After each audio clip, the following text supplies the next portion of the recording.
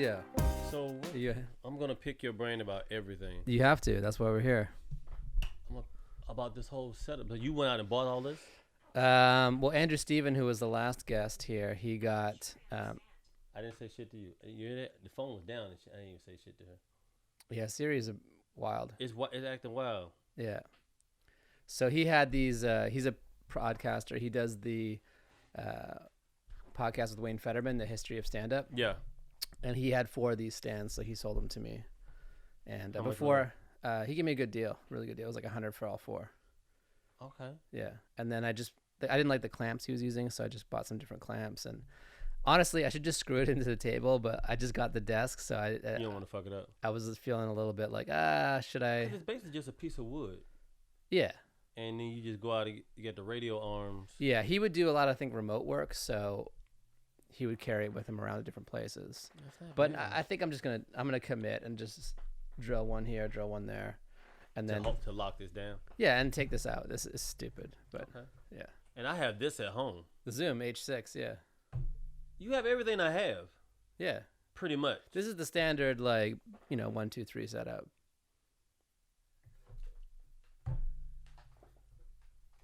Note to self. Yeah. Note to self. Yeah. All right. Well, we're rolling. Why don't you tell people who you are? We already rolling? Yeah, this is Mark Maron style. We just start. Just start talking? Yeah. I ask a lot of questions. Ask away. I'm happy to answer any questions you have. So what's the purpose? Okay, first of all, to ask you why you did the podcast is pointless. Okay. Because everybody has a podcast. Right. You have a podcast. You know what's crazy? I started my podcast in 2011. Wow. That was ahead of the game. Only reason I did it because of Bill Burr. Oh, yeah. Bill Burr used to talk on MySpace. Right. He had a thing called Gcast. Mm-hmm. And he would just basically open his phone up, talk on it, send it to somebody, and then they would just upload it. And that was it. That was it. Yeah. So then when I heard Bill Burr doing this, I was like, what the fuck is a podcast? Right. And why is he doing it? Yeah. I like Bill Burr. I fucking did it. Yeah. So. And his is just him. So he just starts up and talks and just talk shit. Yeah. Just talk shit. And that's what I was doing. Do you curse on your podcast? You can curse. It's fine. Okay. I didn't want to be like, oh. Yeah. But yeah, he did it in February of 2011. Right. I just started doing it. And everybody's like, oh my God, it's crazy. I probably could have been better at it. I just gave up in the middle. So you took a break? I just didn't put any energy behind it. Mm-hmm. Because I was like, the issue I have right now with the entertainment business, with us as artists, us as creators, everybody just doing shit. Don't nobody know why they doing shit. You just don't. The internet is the lottery. Mm-hmm. If somebody sees something they like, they'll give you money for it. Some people get a little bit of money. Some people never have to work a day again in their life. Like the chick that wear the Chewbacca mask. That laughed. She'll never have to work another day in her life just because she fucking laughed with a Chewbacca mask. Because she get endorsements and money and just they pay for her kids to go to college. You think it's that big? That what she did? I'm not familiar with internet? That situation? Yeah. Yeah. What is the Chewbacca mask? She had a mask on. Yeah. Just a Chewbacca mask. And she was laughing with the mask on. And it went viral. You going viral is winning the lottery.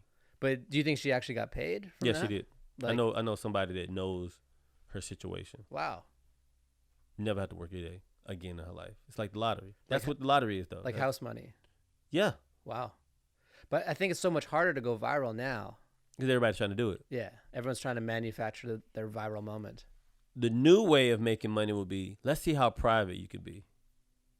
That'll be the next thing. Like, how private can you be? Right. And we'll pay you to show us how private you are. Well, there's a lot of, really rich people, especially in overseas, who you never know who they are. They don't take their photo. There's people here that are rich. Like, people think oh, Bill Gates is rich. There's somebody out there that don't want their information out there that's richer than Bill Gates. Who is it? Bigger than Jeff Bezos. I don't know who they are. But could be. I mean, I find America's such a, culture where people dive and report and investigate. I feel like if there was someone, there's definitely people overseas who are, hiding and not disclosing what they have. Right. Dictators and. Like, for example, as a black guy, he donated $40 million to Morehouse. He paid off all the debt for Oh yeah, the kid that graduated. Who was that? The fuck if I know. He was like I saw Billionaire. That. Yeah. Never heard of him before a day in my life until he did that thing. Like that put a target on him because now I'm like, who is that guy? Right. You didn't know who he was. You still don't know who he is technically. Yeah. That's interesting. So you just like kind of win the lottery. You you happen to be in the crowd for that one guy's speech. Yeah. And then the year before they just had some guy. Fucking Denzel Washington came and gave a dope ass speech. Yeah. You gotta go out here and work real hard and you make money. And then they were like, yay, Denzel spoke. And then this billionaire was like, y'all got that? No more. What? Yeah. Better than Denzel talking. And maybe some of the people in the other classes really needed it more than others. Absolutely. Yeah. But they won't get it. They won't get it. Yeah. They gotta go back to school and hopefully that guy will be there again to come speak. or apply for his company. Yeah. Can I work for you since you didn't pay off my loan? I feel like he worked for the weather or owned the Weather Channel or something. Like that's Byron Allen. Oh, it's Byron Allen. Byron Allen owns the Weather Channel. I was on Comics Unleashed. That shit was 2009, 2000, probably like 2009. Was that his thing? Yeah. Okay. Basically, it was a talk show where he sits in the middle, 4 comics come on, and he asks you questions so you can tell your joke. Mm-hmm. And that's it. And then we discuss it. Okay. That was it. Like you discussed the joke and Yeah. how it worked. Oh. So everybody was like, so Maronzio, I heard you live in you've been looking for an apartment. Yeah, Byron, they got a studio apartment. You know, a studio apartment is a constant reminder of you're one room away from being homeless. And the crowd like, oh my God, that's amazing. Yeah. And then y'all discuss the joke. So they're just laying you up. Yeah. To Shit talk about ran your for joke. years. How many years? Still got a check coming from it. Nice. It does nothing crazy. Like I get like $20 here, $30 there because it just, Right. Broadcast rights. Yeah. Well, that's the thing with streaming now. No, a lot of these royalties are going to go away. Talked to a friend of mine when I was walking up to your place. He was going to a commercial audition, and I was like, "Why are you still doing commercial auditions?" He said, "Cause they know me." I said, "But you can't be getting a lot because people don't watch television anymore. The whole purpose of commercials is to show in between programming. Right. Who the fuck watches television? Like, I mean, there's still people watching. Enough? I mean, if you get a union commercial, you become the Verizon guy. But now they got non-union. Now everything's going non-union because Yeah. it's cheaper to pay you non-union than it is to pay union when there's not a lot of. What do you watch on TV? Like network television. What do you watch? But other than sports, maybe music award shows because you're in the music business. Like, are we talking like CBS, ABC? Mhm. No, I don't think anything. Nothing. I haven't watched network television. I mean, I have YouTube TV. That's how I get it. So if I'm watching a sports game, maybe it doesn't feel like if I am watching something on network, it doesn't feel like I'm going to the channel. I've never watched anything on CBS. You probably watched Super Bowl? That. Yeah. Sports. Only thing I watch on CBS is sports. Yeah. Not one sitcom ever. Yeah, but you're more on the creator side than the target demo for Absolutely. who's going to be watching this stuff. ABC, I watched. Never by appointment. Where I got to be in front of the TV, right? Yeah. But I would watch it if it came on. I did Modern Family when it first came out for maybe like a year. I think I did Blackish, Fox. Shit. After The Simpsons, after season 45 of The Simpsons, I just gave up. Like, how many? It's like 30 seasons of The Simpsons. Right, and now it's all on Disney Plus. You can go. Yeah, I'm going to watch it now on Disney Plus. But Yeah. Family Guy, I used to watch. American Dad, but that's not on there anymore. Bob's Burgers, I used to watch. But Yeah. That's FX, though, isn't it? no, Bob's Burgers is Fox. Oh, it is? Oh, Yeah. okay. Bob Iger, interesting enough. I would love. People say, who would you like to talk to? Give me 10 minutes. Just 10. I know it's not going to be enough time, but I know his time is valuable. Yeah, he's one of the highest paid CEOs. Bob Iger, 10 minutes in the room. What would you ask him?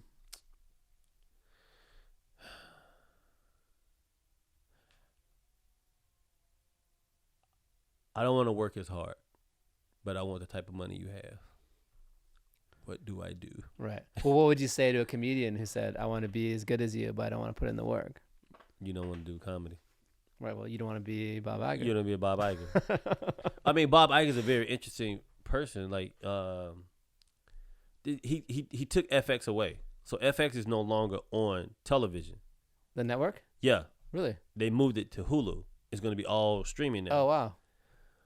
Which is like genius, because we don't need network anymore. Mm-hmm.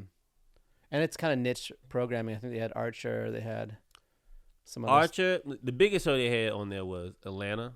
Atlanta. I is love their Atlanta. show. Yeah. That's their show. Atlanta, American Horror Stories Yeah. is their show. And then, you know, like Versace and Pose. Like, all Ryan Murphy essentially could have his own network. Mm-hmm. If you think about all the programming he has American Horror Story.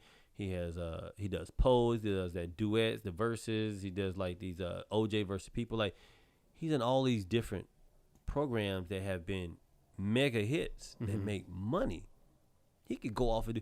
I don't understand why when people have a certain amount of money, they just don't go do their own thing.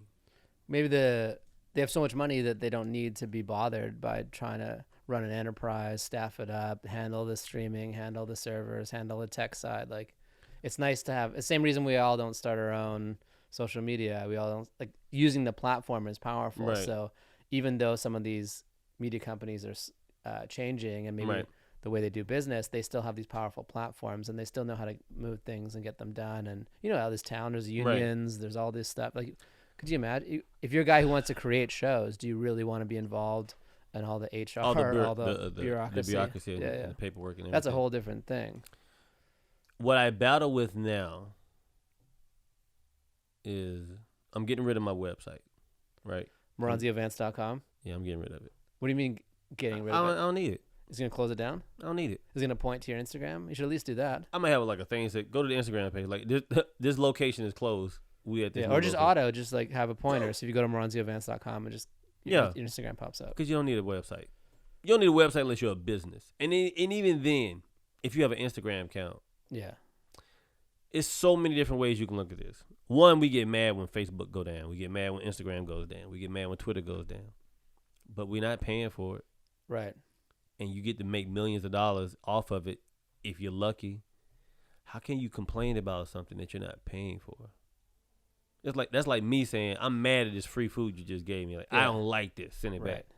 You didn't pay for it. But you also are creating for that platform. So it's a double-edged sword. You think so? Yeah, I mean, that platform can't exist without creators and people posting. True. So they're offering a free platform for people to do what they want to do for free, but then they're the ones monetizing it, and they can help you monetize. And that's where the pay should come in at. The pay? If you got numbers, you should pay for premium service. But for people that's just out there, I just want to post pictures of my dog, or this is me and my kids at the park. Yeah. Foo shit. That's free. That's like basic. Like, it's a basic package. Right. Go be normal and boring or whatever. Mm-hmm. But if you have a business, or you're a creator, or you're an Instagram or influencer or whatever, and you doing numbers and you getting paid 80 racks to post pictures and advertise companies and stuff, you should pay for that. Yeah, I mean, they might. It's interesting because imagine the backlash if they just went out today and started charging people. It would be huge. I don't understand why they haven't done it. I don't understand why Facebook didn't. I don't understand why MySpace didn't do it. I don't understand why Facebook didn't do it. I don't understand why Twitter doesn't do it. They'd rather be the biggest platform than where it's kind of like the Facebook story was, we'll figure out how to monetize later. And the path they went down was the advertising space. They're like, okay, well, we're going to do targeted ads. We know everyone's birthday. We know everyone's likes. We know what shows they like. We know who their friends and family are. And based on that, we will target ads. Right. But when they started, they didn't have a plan for that. They're just like, let's just get as big as we can, and then we'll figure it out. Right. I'm torn because I signed with, I don't want to say the management company, but I signed with a management company in June. And as I signed with them, I figured out who I was. Like, when I say figured out who I figured out, because I started going to therapy. So I started figuring out why I write the jokes that I write. People don't know why they write the jokes they write. They're just hunting for the laughter. You just want laughs. You want laughs. You don't care about your POV and no. You just telling jokes. I want people to laugh. I want people to like me, and hopefully those likes and laughs will generate fame. Don't you think that like the second level of comedian, or maybe the third, is having a point of view? When you understand why you're doing it. You know how many people walk up to me after a show and like, man, I've always wanted to do comedy. I think I'm going to try it. I saw you doing it. That was great. Right. But that's why there's more comedians probably than there's ever been. Yeah. Everybody's a fucking comic. Every person, I want to know right now, if anybody's listening to this podcast and you've ever walked up to a comedian, or if you ever walked up to me and said, man, I think I'm going to try comedy. I saw you and I think I'm going to try comedy. Just know that we want to cause you physical harm. Everybody's ever walked up to me and said that, I want to stab you in your throat with the pen that I wrote the joke that you enjoyed. Right. Well, you'd never go up to a doctor and be like, man, that surgery you did is amazing. Can I pop in Tuesday and just try it? Yeah, can I try it? Yeah, you don't. That made me mad. I used to open up for a comedian. I won't say his name. But he had not the brightest audience. Not the brightest audience. Very, very minimalist mindset, because he was a physical, not a lot of gravity to the jokes, nothing heavy, nothing important, just him making fun of himself and his kids and his family, whatever. One of his fans came up to me after the show like, man, you was funny tonight, but I ain't feel like thinking. And I wanted to say, I want to stab you with this pen. But you made him think. That's the beautiful thing about comedy, is like, if you're laughing, you're thinking. Yeah. And you're making him, whether he wanted to think or not, he had to laugh. But you understand, that's like somebody saying, man, that's like when a girl tells me, I don't like to read. What? Yeah. Or you go to a movie, you're like, oh, I really wish it was more Marvel or more action. I don't want to actually think. There's people won't go to a movie as a subtitles. Like, I don't feel like reading. Like, what? Yeah. Like, I get it, but don't say. I put the subtitles on every movie I watch at home. I do. Yeah. The studies show I like that if you read while you're watching it, you understand it more. You remember it. Like, it's like when you write. I have this thing now where I made this deal with the universe. Every joke, every idea, every thought, every concept, every poem, every song, every phrase, anything I think of, I write it down first. I cannot do nothing until I write it down first. Like, you're out in the universe, you think of something, and you put it in your phone? Don't put it in my phone anymore. Or do you carry a little pad? I carry it. Let's see it. I love Moleskin. So if Moleskin is listening and they want to advertise, if they want to promote somebody or give me some advertisement, Moleskin, okay, yeah. Right? Everything I think of, I write down in here. I don't give a fuck if it's just a blurb. I write down everything first. Then I put it. I have a 3-tier process. So I have a smaller one. I thought I brought it with me, but apparently I don't have it with me. But I don't want to look like the bag lady where I just got a whole bunch of. Here we go. Oh no, that's not it either. Fuck. Anyway, I have a 3-journal process, and this is the first time I'm saying it, live or whatever. But I have a 3-journal process. So I have one that's a little smaller than this, where I take the initial thought and I write it in. Like, I want to tell a joke about blah, blah, blah. I write the joke down. Yeah. Then I go and get this one, and I write the idea down, but then I flush it out. I'm like, okay, this is the idea, blah, blah, blah, blah, blah, blah, blah, blah, blah, blah. And then I have a third final journal that's a little bigger than this, probably about this size. And I write the final version of. You hold the pen like I do, like the thumb over. Yeah. Yeah. I think those are smart people. Let's go with yes. Yeah, we can go with yes. That's like people that like the color green. Yeah. So I have the 3 journals. 1, 2, 3.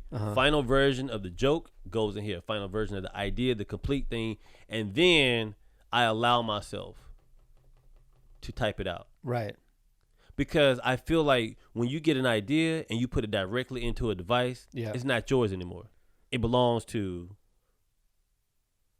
the system, the cloud, or whatever. You know what I mean? It's also you're editing, because you can edit. You're not. There's like you're dumping everything out of your brain phase, and then if you go right to the word processor, you can edit. You start to edit and format, and you kind of just lose the free form. You do. Yeah, I have a very similar process. And also, when you write, you're memorizing it, you're retaining it better. Yeah, especially when you're joke writing. Yeah, I tell all comics, what's your advice? Write everything you're gonna say word for word, verbatim. Yeah, and then read it. If it reads funny, most likely it will be funny when you say it. Yeah. So I mean, what I do is they usually start in the phone because I'm on the go, right. or I have this little Sony recorder if I'm driving because it's one button to record. Right. So if I'm driving, I can just be like blah blah blah ski poles and then put it down. And right. Then I'll dump it out, and then it goes to the paper from there. So here's my issue with that. Let me show you something, and your audience won't be able to see it, but. And then from the paper, then I put it into this app called Scrivener, which is amazing. It's good? So good. Because I used to use Evernote, but Evernote you can't sequentially. I have Evernote. But Evernote you can't drag like the notes in order of your set list. 3,926 thoughts, ideas, premises, jokes, anything. I'm not going to get to all of this before I die. I'm just not. But if you start, you might have already like missed the first 2,000. But if you did like 10 this week and you just said, okay, I'm gonna go through those. Then I go to voice memo because I use voice memo. Like I don't use voice memos anymore except to record the set because I won't go through it. But the Sony one I will. I'll show you the Sony one after we're done. Please. Yeah, it's dope. My voice memos go all the way back. My first voice memo, July 13th, 2011. That was 14 minutes. I don't even know what the fuck that was. You should play it. Cannot play. I will not. Yo, I told somebody. What if it's your best joke you've ever done? Best joke? Yeah, that 14 minutes. You could have done some like amazing thing you forgot about. I'm sure I've done greater things since 2011. I'm guaranteed I've done greater things, but I literally do like every thought I have recorded it. Like, this would be like my Gary Shanley journals. Yeah. I die. Whoever has my password is... That's something I think about. It's like, so I guess I have to have a will. And in that will, I need to, like, leave all the passwords to my stuff. Whoever has your... Everybody talk about, my emergency contact. Whoever has the password to your phone is the most important person in your life. No one has the password to my phone. Well, then there's nobody.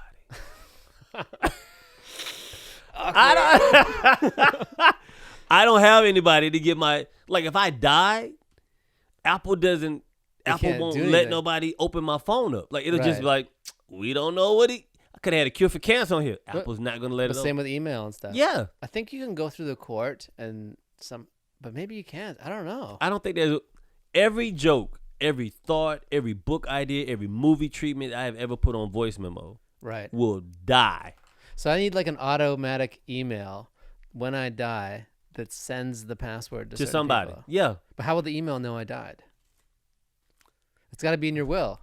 It's got to be in your will. In your will, you got to have your passwords. Then you got to keep it up to date. If you change your password, you got to. Because imagine if you die, you're like, I just changed my password and died before I changed the will. What's also the other coin is like, what's so important in there that like, I mean, other than maybe making your Gary Shandling thing, jokes, ideas, thoughts. It's so much dirt in this phone, dude. I could plant crops in this bitch. That's how much dirt is in this phone. You want that to get out after you're dead? I don't. After I'm gone, why would I care? Who gonna come?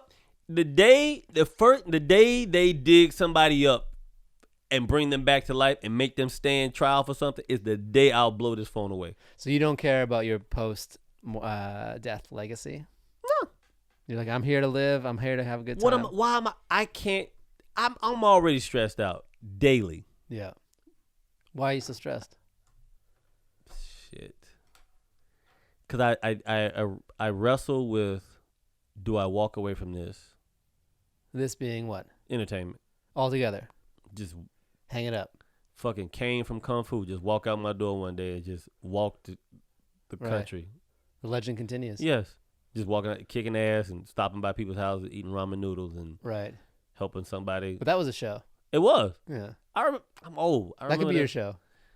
Fuck no. Look, I'm still in entertainment. If I walk out, Yeah. Do you look good in slippers? no, man. I have a problem with men in flip flops, man. Flip flops without socks, I have a problem. Honestly, I put on socks because I know you'd talk about it if I didn't. I have a joke about it. I will not talk to a man if I can see his feet. Right. And Cameron had a whole diss song versus Jay-Z, like your toes are out. Yes. Yeah. No man should see another man's toes unless we are in prison or at the beach. Prison and at the beach, dude. I don't want to see your fucking feet, man. Feet are horrible. They are pretty nasty. Feet are ugly. Yeah. I don't give a fuck. Even a girl with a cute feet is like, there's still something wrong with that toe. It's something. You don't want to look at them too long, irrespective of the foot. Yeah. They start to come alive. Yeah. Like worms. You start to really think, well, we are animals. We're just. There's nothing different between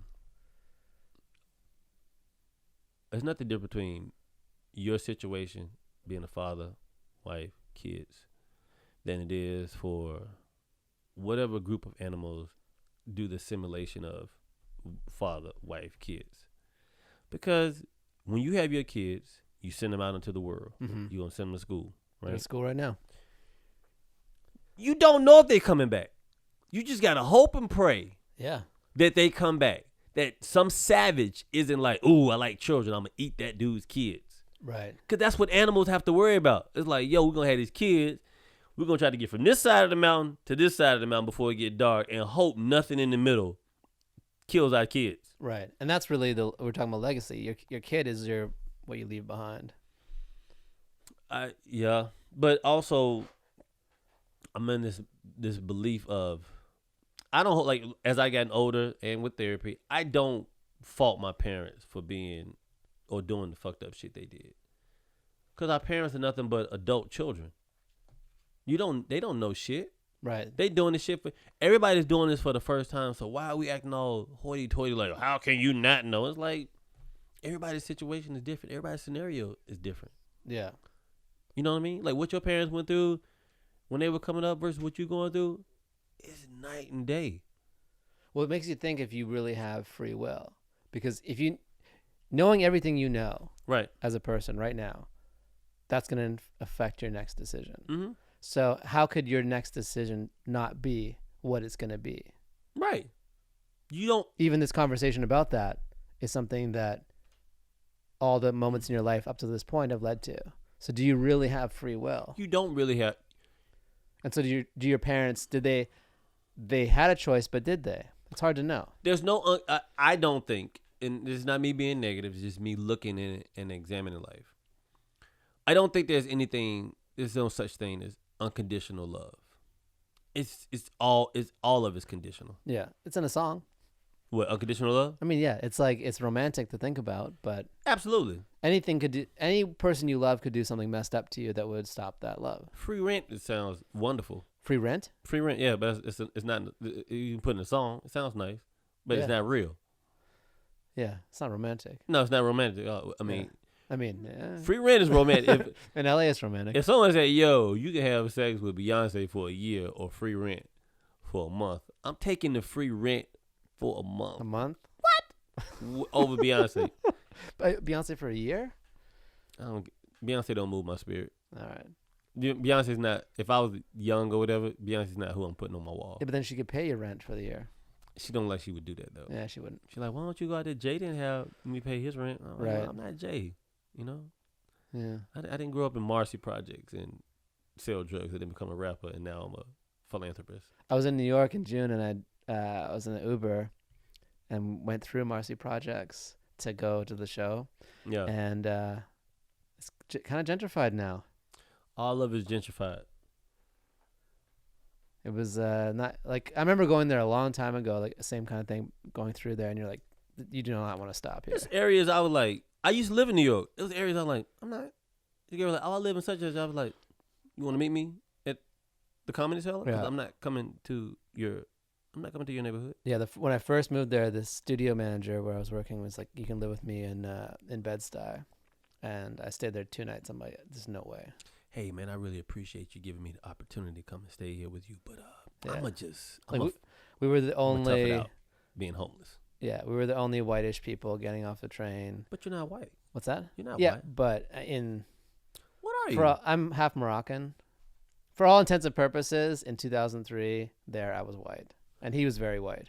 You half Moroccan, Yeah. and what's the other half? Scottish, Irish, and English, so like Brit mix. What's your dad? Moroccan. Full Moroccan? Yeah. What's the language? Arabic and French. Do you speak Arabic? I speak French. Fluently? Yep. Comment allez-vous? Très bien. Merci. Ah, Oh shit. okay. Yeah, I grew up in Canada and I went to French immersion school. So What part of Canada? Vancouver. I have never been, listen to me, never been to Vancouver. You gotta go. But Do yucks. my spirit thinks it could live in Vancouver. Yeah. You probably like it. I love, man, that's another. Beautiful women, great weather only in the summer, great food. It's more expensive than LA though. That's the problem. Really? Yeah. Why? Real estate is crazy. I mean, for us now going up there with the dollar, it's great. So it's great to go visit, but housing is so expensive there. It's like crazy. I watch Love It or List It. Fucking hate these shows. But I like architecture and I like. They make me interior mad because they're decorating. like, hey, redo the whole house for like 10 grand. You're like, 10 grand? Yeah. That's not going to work. No. That's like paint. Yeah. You gonna paint the stairs? The numbers are totally false. It's false, and then I like they do all the shows are shot in Canada, which I don't understand how they haven't picked up on that yet. Like Love It and Listed, they It's all got Toronto and it's in Vancouver. Really? Oh God, yeah, all those shows, Huh. all those. Property Brothers for a long time was all in Canada. This sounds like network TV. Mm-hmm. Uh-oh. Busted. What is basic cable really network TV though? I don't even know. What is, these words mean nothing. So, I struggle with whether or not I want to walk away. What would you do if you walked away? I want to write books. That's entertainment. Yeah, but I'm not beholden to anybody, and I could self-publish if I wanted to. I don't have to be like, you got a deadline, Maronzio. Like, I honestly just want to write, travel, and love. That's it. All comes back to your romance, man. Yeah. You're a romantic guy. Unfortunately, I am a very romantic guy who does not trust women. But Yeah. that's the food I like. Yeah.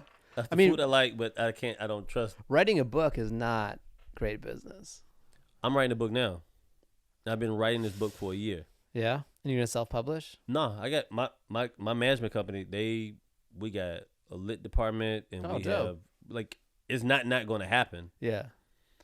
I just battle with because basically what I'm doing right now is I'm a huge fan. Here's a vulnerable moment. I'm a huge fan of Sex and the City.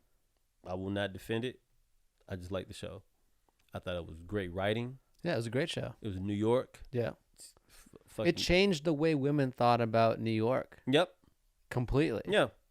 Catty women talking about life and relationships and dating. Mm-hmm. You got women who fuck like men. Yeah. You got women who like try to be religious and prudish like men. It's all relatable stuff and everything. So I used to watch the show. I watched every show, every episode. I own the box sets. Won't defend it.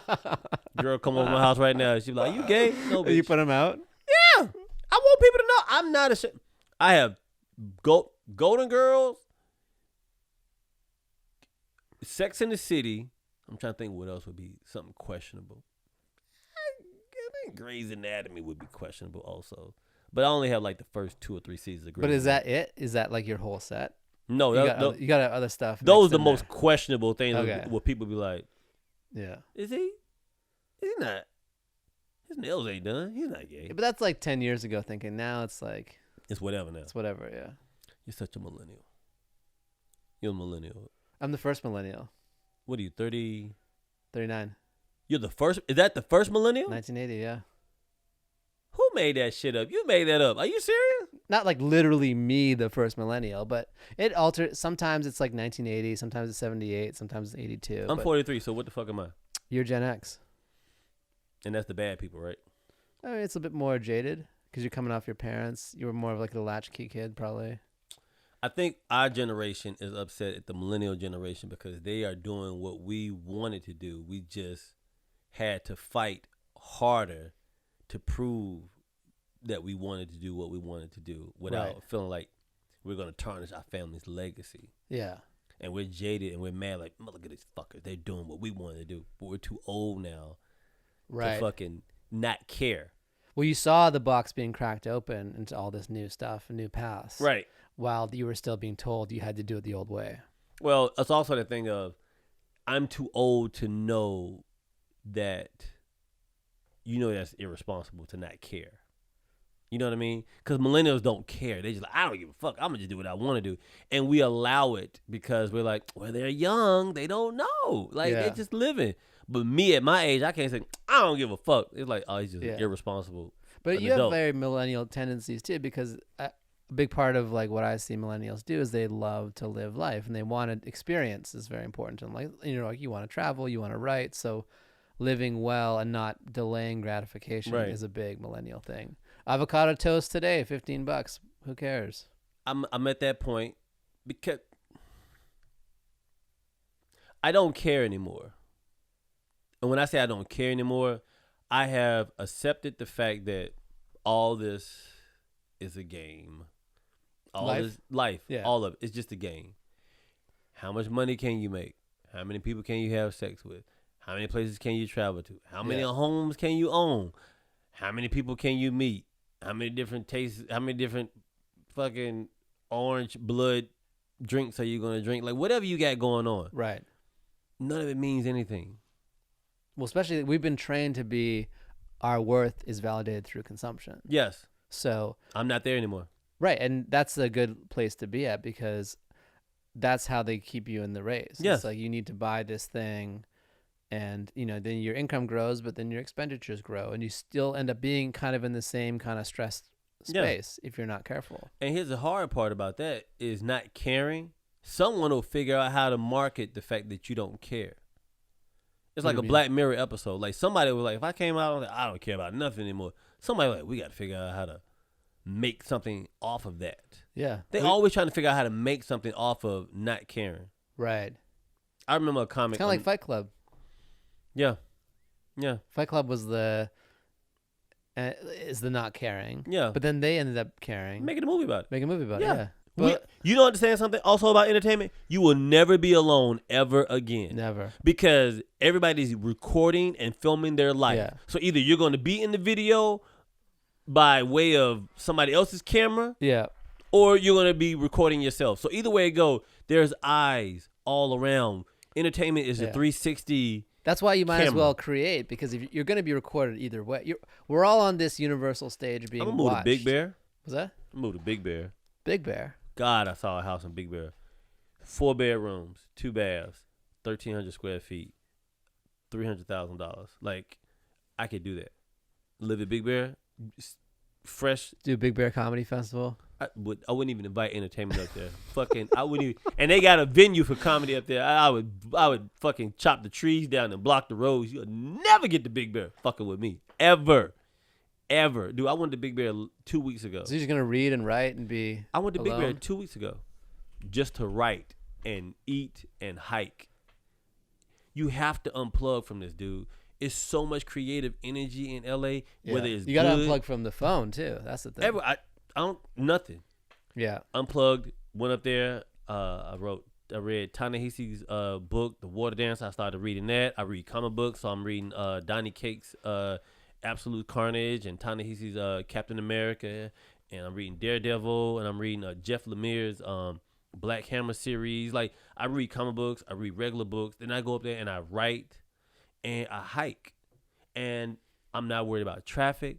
I'm not worried about trying to get to a comedy spot. If you go somewhere where there's comedy clubs, you don't know how not to go to the comedy club. Right. As a comic, you got to either go see if you can get some stage time, or you're going to go see who's performing. You're going to go see the venue, talk to the owner, see how you can perform there next time you come back. Something's going to happen. I go to Big Bear, dude. Unplug, or go to Idlewild. Unplug. You're away from everybody. I get an Airbnb, cabin, or whatever. No girl, just you? Depending if I'm in a relationship. I mean, if I'm in a relationship. That was a long pause. Yeah, well, if I'm in a relationship, Yeah, I'll go. yeah. But for the most part, I'll go there by myself. I've been trying to get comics to do it, and like writers and stuff. I'm like, yo, let's unplug from LA. It can be during the week. Yeah. Let's I'll do it. Go 3 days. I literally go for 3 days. Yeah. Eat healthy, because I'm not eating fast food. You know what I'm saying? I'm not eating processed food. I take my groceries up there, and it forces you to cook. Yeah. Nobody would be fat if they had to cook their own food. No, my dad still has black hair and he's in his 60s because he cooks his own food. You have to cook. You know why? If you cook your own food, you wouldn't get fat. If everybody should know how to farm. Mm-hmm. You grow your own food, you harvest your own food, you cook your own food. That's a process. So by the time you get food, you appreciate it. Some time has passed. Yeah. You've lost weight, and now you get to eat again. If you can just pull up to the drive-thru and order as much food as you can devour at one time, you're going to get fat. Because accessibility, like we need to wait between. One of the best things that I've found and everybody's different, but for me is if I wait 4.5 hours in between meals minimum, I feel great. You do. And like just water stuff in between, but no snacks, no. I don't know if I buy fruit. This like eat every 2 hours thing. No, that's crazy talk. You eat when you eat when your body wants you to eat. Yeah, but we are also triggered to want if someone brought in some food right now, fries, whatever, we both would eat it unless we immediately removed it from the room. If it was sitting here, like we're programmed to eat the food. Absolutely. So I go to Big Bear. I get away because I need to get away from LA and the energy and everything. Like I went to Detroit this past weekend. Yeah. Just to go because I like Detroit, but I went to my wife's from Detroit. Really? Just outside Detroit. Yeah. Well, Troy, yeah, like in the Royal Oak. And yeah. Because Mark Ridley's Comedy Castle is. Oh, so you did go to the comedy club? I didn't go though. I didn't go. No, you drive by it once and be like, nah. At all. I was in Utica. Okay. And I just went to write. Yeah. I love Anthony Bourdain. I love Anthony. Anthony Bourdain's one of the main reasons I moved to New York. Really? Yeah, because I read his biography in 2001, I think. Bourdain loved Detroit. Like, he loved Detroit. Really? Loved Because that Detroit. episode he did on Detroit was not it. He loved Detroit. He was like, he said he would like to have been from Detroit. That's how much he loved Detroit. Really? Detroit is a foodie city. Yeah. Loves food. They play music everywhere. They a musical city. I like that aspect of it. Mm-hmm. I also like that they're this underdog and they're trying to build their way back up. Yeah. You know what I mean? Like, it used to be just desolate. And like, I made a joke on my Comedy Central special about how if aliens landed here, we would just tell them that Earth is Detroit. Right. So they'd be like, oh, somebody's already conquered it, so we'll get the fuck out of here. They'll leave us alone because they'll think. But it used to be one of the richest cities. Absolutely. It still has, I think, number 1 and 2 richest suburbs in America. Yes. Because like the legacy of all that auto wealth. Detroit is number 2 for most Broadway plays and musicals, like live Broadway theater and shit. Detroit is number 2 behind New York. Yeah. That's crazy. So it has a French influence because the city is designed like this, like a spoke. Really? That's why. So they have the water down here, and that's why they do it by miles. So like mile 1, mile 2, mile 3, mile 4, mile 5, mile 6, mile 7, M&M, mile 9, etc. Hilarious. I like that. Mile 7. It took me a long way to get there, but hilarious. That's for the joke though. No one knows the person who starts the movement. Right. You know what I mean? Like I don't think comedy's funny anymore. So, but is that because it's not funny or because you're so deep in it that you just like, oh, that's funny? It could be that I'm so deep in it, but also nothing's like sitcoms aren't funny anymore. They're just Atlanta's not funny. Atlanta is interesting. Atlanta's real. It's the real. The music business scenes in Atlanta are some of the most real music business scenes I've ever seen on TV. But it's real and it's interesting. And then here and there they'll throw in something humorous. Yeah. You know what I mean?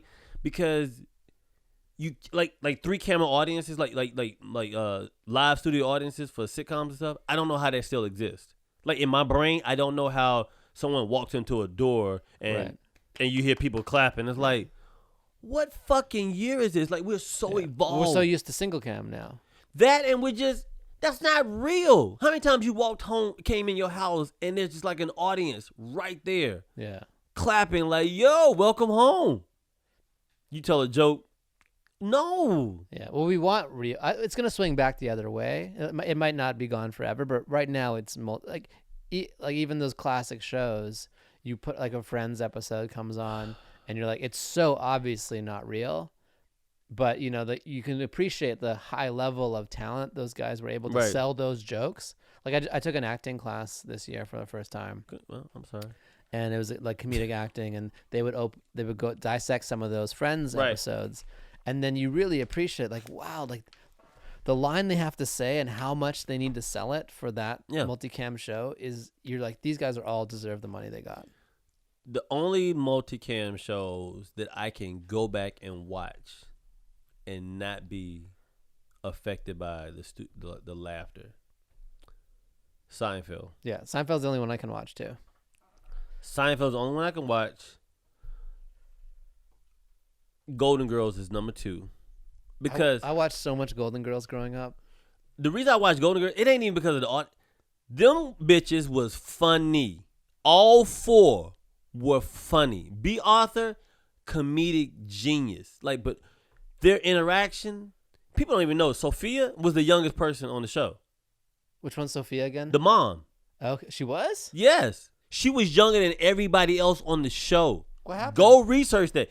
She dressed up like that. Really? Yes. Wow. I'm a Golden Girl junkie. Though, yeah, the mom was funny. Yeah. Hilarious. And younger than everybody else on the show. Wow. I mean, I watched so much TV growing up. I don't know if your generation or your parents were like that as well, but like we're just left alone with the TV. So like I watched Night Court, Golden Girls. Love Night Court. You're kind of like, and I was way too young to be watching these shows, but the jokes are there, and you start to like learn about the world in a way, and You like do. the relationships, and you know what they're talking about, even though like you're way too young to actually know. As much as I hate to say it, when someone says I blame television, that's a legit scapegoat. Like that's somebody you can point to because you learn what you learn from television. Yeah. I learned 90% of what I fucking know from television until I lived it, and I'm like, this is not real life. Well, that's what we learn. It's some of our first external relationships, other than watching our parents. It's like our first, like, how much of love and romance is from movies? Almost all of it in TV. One of my first memories of a movie from the 80s that I watch and think about constantly. 80s movie called The Last American Virgin. The movie is torturous the same way Indecent Proposal is torturous for me to watch. Because I sympathize with Woody Harrelson's character I've never heard of this movie. Indecent Proposal? No. Last American Virgin? Last American Virgin. Last American Virgin was a movie about these 3 guys who spent the entire summer trying to get laid. That was their whole goal, because back then that was a legit quest to have. The guy all his friends wanted to get laid. And one by one, it was happening for all of them, except for this one guy. He was the lowly guy. He was responsible, like his parents, like, you got to be home by this time. And he would like borrow the parents' car. Like, they were doing wild shit to try to have sex. But he really just wanted to be in love, right? So this girl that he liked at school got pregnant by a guy, and the guy didn't want to be with the girl anymore. And she turned to the hero in the movie and was like, oh, I'm by myself, I'm doing it. He's like, I'll help you. And he fucking helped this girl get through her entire pregnancy. And then when he brought her back to civilization, the guy showed up and was like, oh, I'm sorry, I love you. And she took him back and left the hero. The guy was like, I'm willing to. This movie hurt so much because this guy was willing to be with this girl and help her raise this kid that she had with somebody else. That's how much he loved her. And then when he helped her get to where she needed to be, the guy came back into the picture and just dropped him. And at the end of the movie, she dropped the guy who was helping her. Yes. End of the movie. This is the saddest ending of a movie ever. Spoiler alert: American Virgin. Yeah, 1983. He's riding home in his parents' station wagon, and he's crying. He's driving. The credits are rolling on the side. Yeah. Because he's driving in the station wagon. The credits are rolling on the side, and Jeffrey Osborne song. This I don't know the I guess my best wasn't good enough Cause here we are right back. It's a sad ass song. Yeah. And I'm like crying. How old are you? 7? Oh, wow. I'm 7 or 8 and I'm like, oh, this movie is terrible. Yeah. And this girl's a bitch. And I had been in that situation. In elementary school, I had been in that situation already. Right. So it was relatable.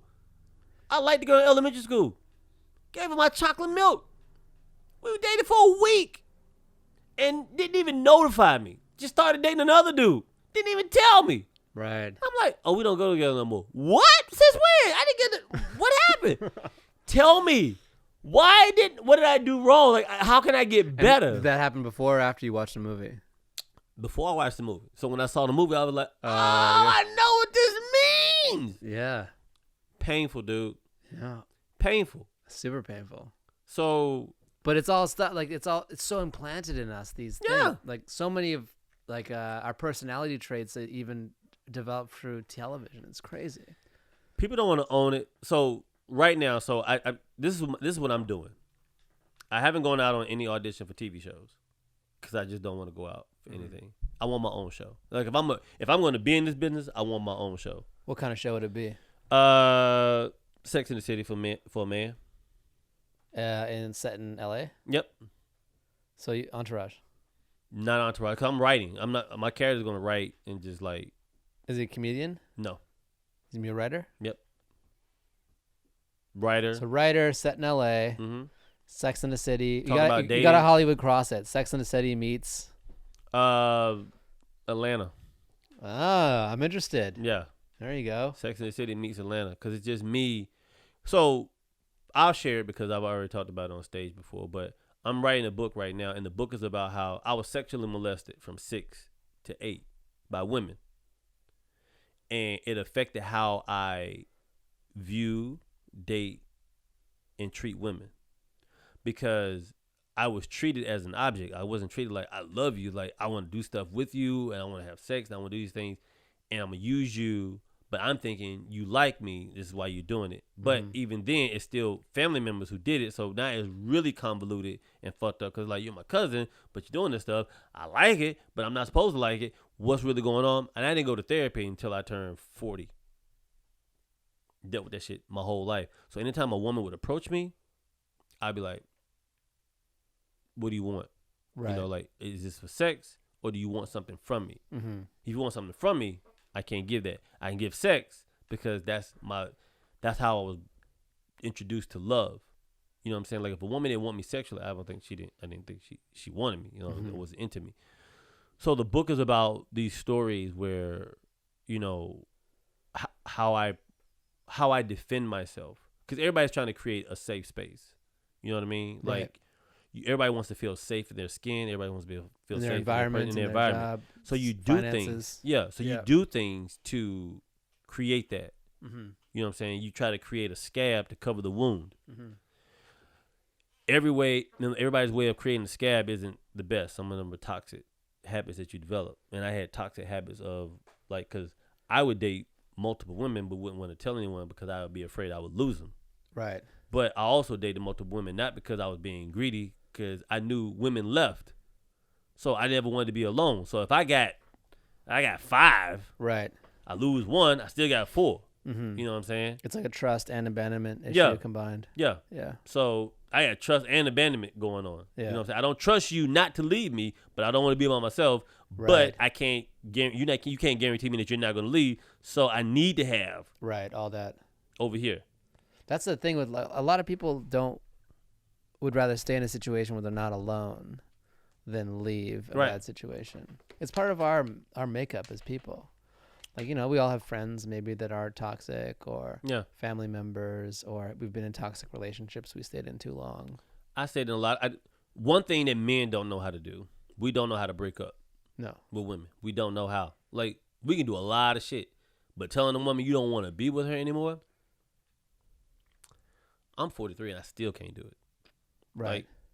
Like I just can't. Because when we date a woman is like a job that's not hiring, but you want to work there. and you convince that job to hire you. Yeah. And then once you get the job, you're like, oh, I fucking hate this job.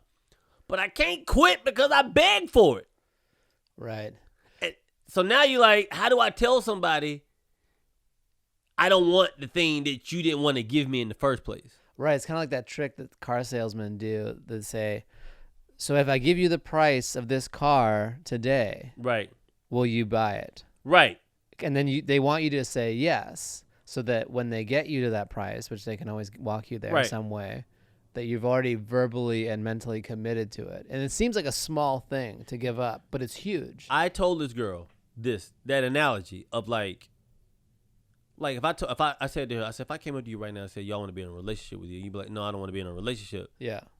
But if I tried to win you over, and then you actually say, well, fuck it, I didn't want to be in a relationship, but you convinced me. Right. Now we in this relationship.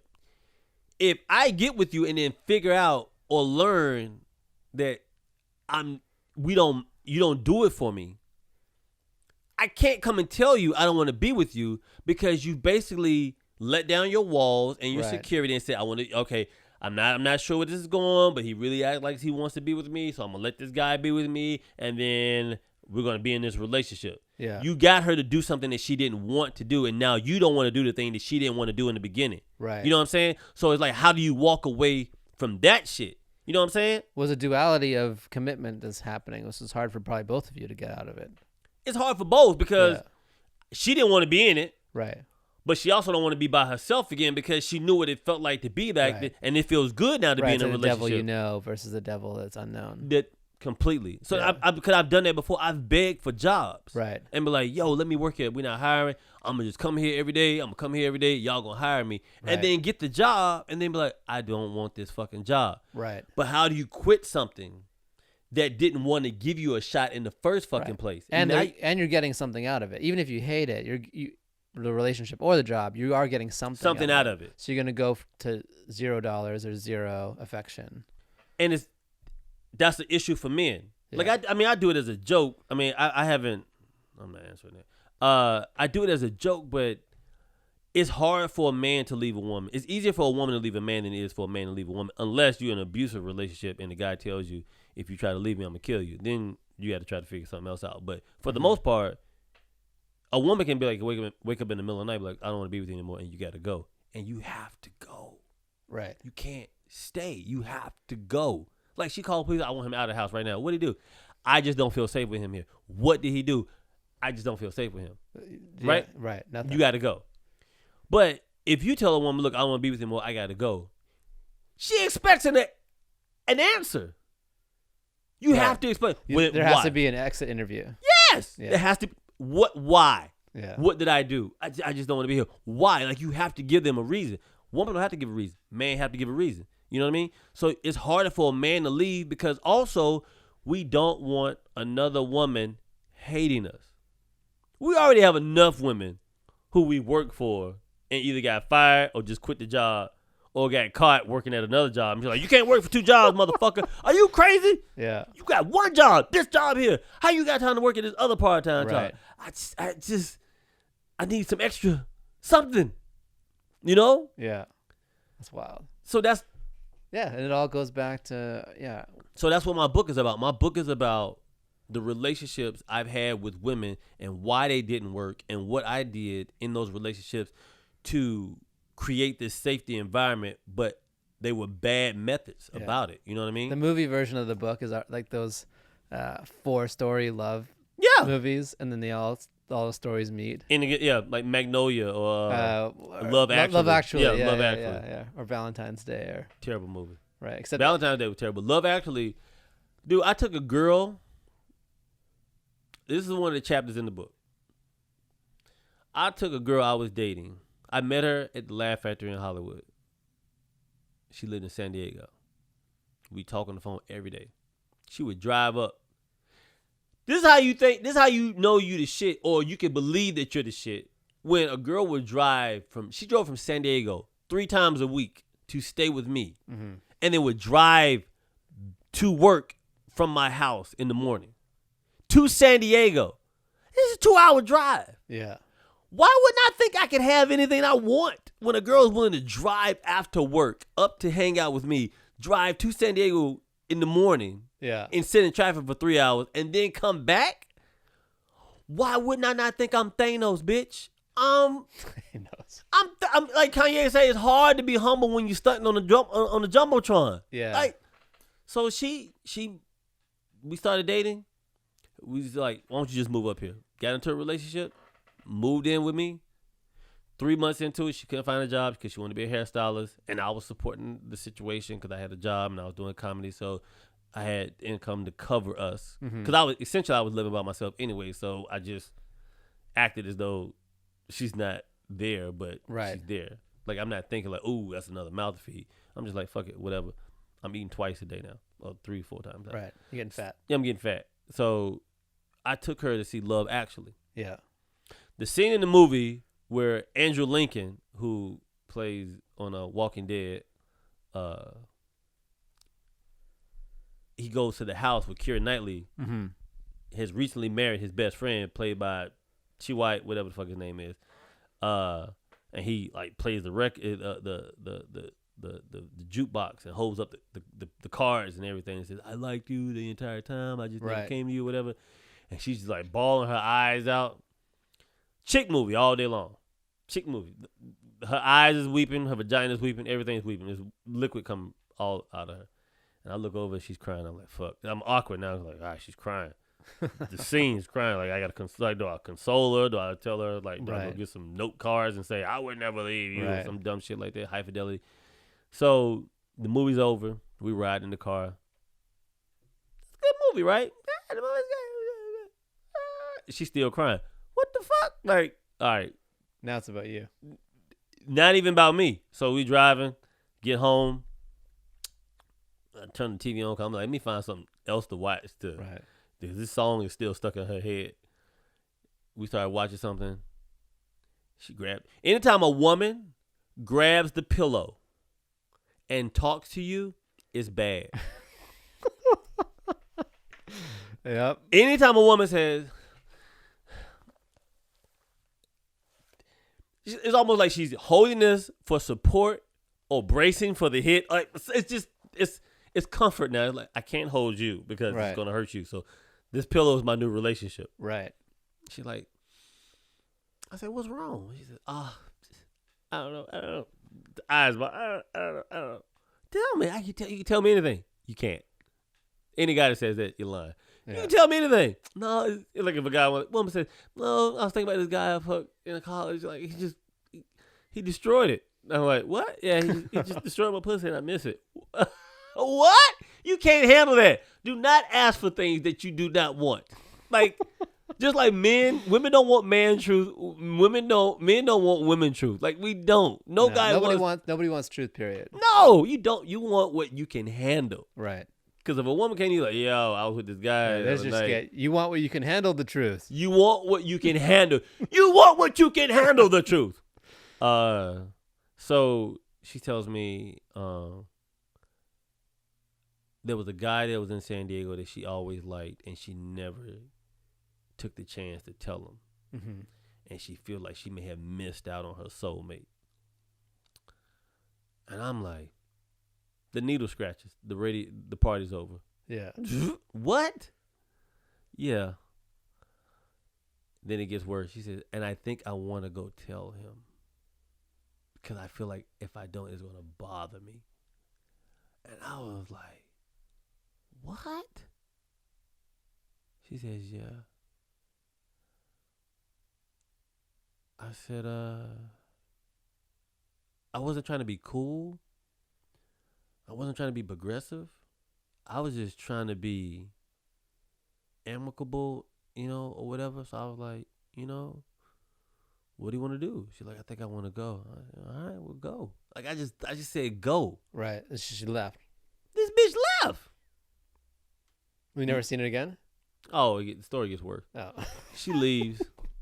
She leaves. Like, we living together. Yeah. We living together. Right, like she's getting mail at your place. There's mail. There's toothbrushes. We're sharing toilet paper. Like, it's a lot going on in this relationship. Her mom paid for the deposit on the apartment. She's like, I gotta go find out. She left. Dude, I sat in my apartment and I was like, what the fuck? Just like she packed the bag and left Right. at 10 o'clock at night. I was like, what? Dude, I was like, you know how somebody tell you seen the movies, like somebody tells you, hey, so and so died. You don't know how to you don't know how to process that information. Your brain's like, what? It hasn't caught up to reality yet. No, my situation hasn't caught up to Right. reality. And I'm like, what? And she left, and I'm like sitting in my apartment, like, what? Then I started thinking, what the fuck is wrong with me? What did I not do for this bitch to like? I'm not enough. You're in a car with somebody going someplace, Yeah. and you say, I'd rather just get out and walk back to see if this other car wants me to ride with them, and I want to see where they're going. Yeah. Like you already en route to Loveland. Yeah, you're already on. Yeah, you have a destination. We're on a destination, and then she like, yeah, I just want to find out, and she left. Right. The whole day I just sat there. I didn't tell anybody, because who do you call? Right.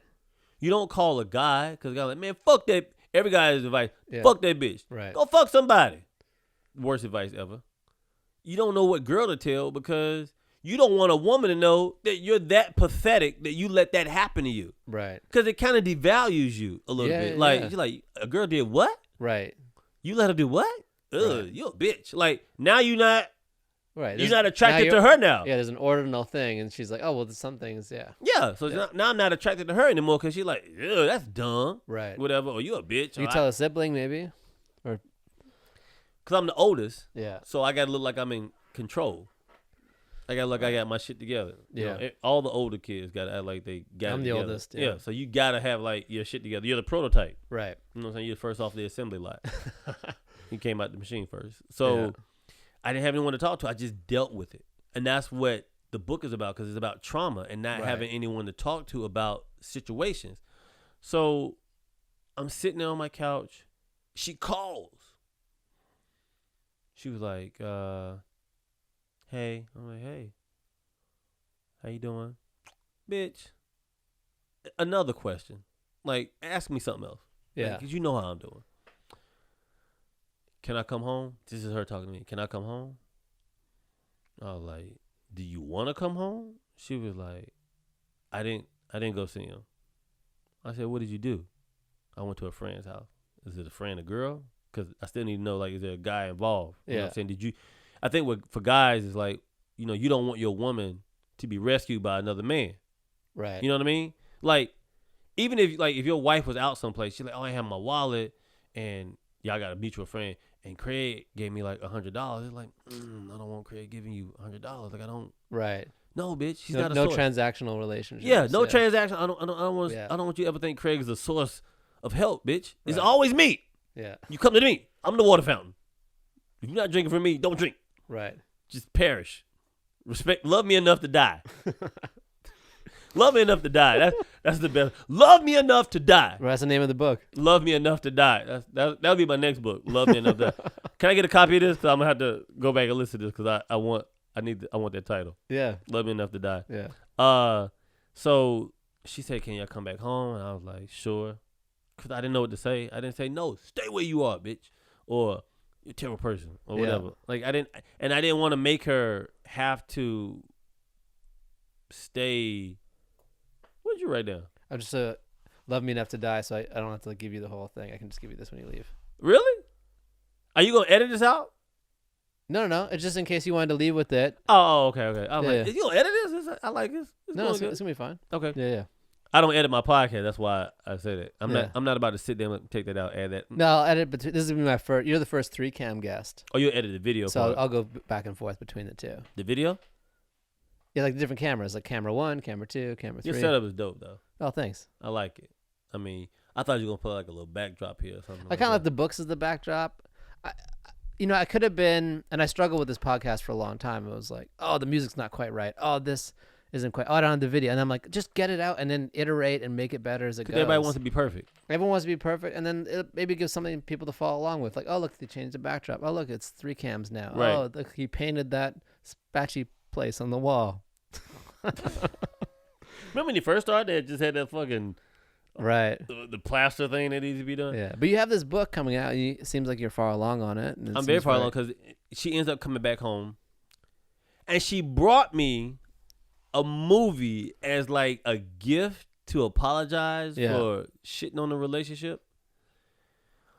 She bought me the Twin Towers. Wait, what year is this? Whatever year, Lord of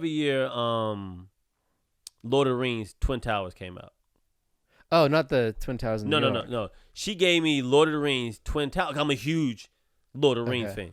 Huge. Like, when I found out they were making the movie, I was like, this is amazing. I can't believe it's been like 20 years since it came out, but I was like, oh my God, this is amazing. I went to see all the movies in the theater, the whole nine. I watched the Hobbit animated thing and then watched Lord of the Rings, because I'm a geek. And she brings me Twin Towers. Mm-hmm. Twin Towers is the worst of the movies. It's boring as fuck. Is that the second one? Yeah. Okay. There's hardly any magic. It's just a whole bunch of fighting and some talking trees. I was like, this movie is so... And Peter Jackson had the nerve to have a fucking director's cut of this shit. I was like, how you got it? There's more of this shit? Right. Did they go to the store or something in the middle of this? Because all I see is orcs, people fighting. It was an hour of the movie is just motherfuckers walking back and forth. Yeah. Because there's no cars. I never read the books, so I didn't... Oh, God. So don't do it if you don't have to. It's the longest shit in fucking world. So she brings me in the movie, and I'm like, oh, thank you, whatever. And she bought it from Tower Records, and Tower Records is gone. So this is a very nostalgic conversation. But it was like $30 because DVDs back then was like... Yeah. It was a real gift. Yeah, it was real. She says, I apologize. I'm sorry. She gave me a hug. She said, I'm just used to drama, and I'm used to attention, and you give me attention, but I think I wanted, I'm not used to like a relationship. Like the relationship was going fine. She's like, I'm just not used to a relationship going well. And I was like, and you willing to destroy our relationship because you wanted to make it exciting with drama? Right. That's the power of a film. Bitch, can we just go get kidnapped? Like, let's go get kidnapped. Let's set up ourselves to get kidnapped. If you went and saw Transformers, like nothing would have happened. Isn't that crazy? Yeah. Like that's how powerful we are affected by this stuff. I get it, but it's still like she wanted something exciting to happen. Yeah. So she created some drama. Right. To make it exciting. And I'm like, I want to travel, write, and love. Bitch, all this extra shit you trying to do is unnecessary. There's another title. Travel, Write, and Love. That's the what Maronzio Vance story. One man's journey from North Carolina to sometimes South Carolina. There's no way in the world you can't. I gotta have a copy of this because my whole book is right now. Like the past 30 minutes. I mean, it's coming out. You're gonna see it. Yeah. So click the like. I let her came back. I let her come back. Yeah. But I didn't trust her anymore. That relationship. I didn't trust her anymore. That relationship. I was like, bitch, you'll leave. I didn't want to watch movies with her.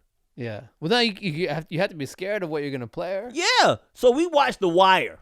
Right. But like, bitch, if you leave me, like, if you go leave for a drug dealer, then that's right. She gets inspired. She's on the corner. Yeah. Like if you sell dope, that's a difference. Let's watch stuff that I want you to do. Like don't leave. Oh, I was late to The Wire, and it was so good. I only watched it 3 years ago. It was amazing. Man, I don't wish I was a lot of people, but I wish I was you. Had I discovered The Wire 3 years ago, dude, when I say I love that show, I watch it even though I've seen it. It's a slow burn, but it gets so good. It's so good. Yeah. And the redheaded stepchild of HBO, like they didn't give that show money, like they gave Sex and the City or Sopranos. The Wire would get like catering money. Right.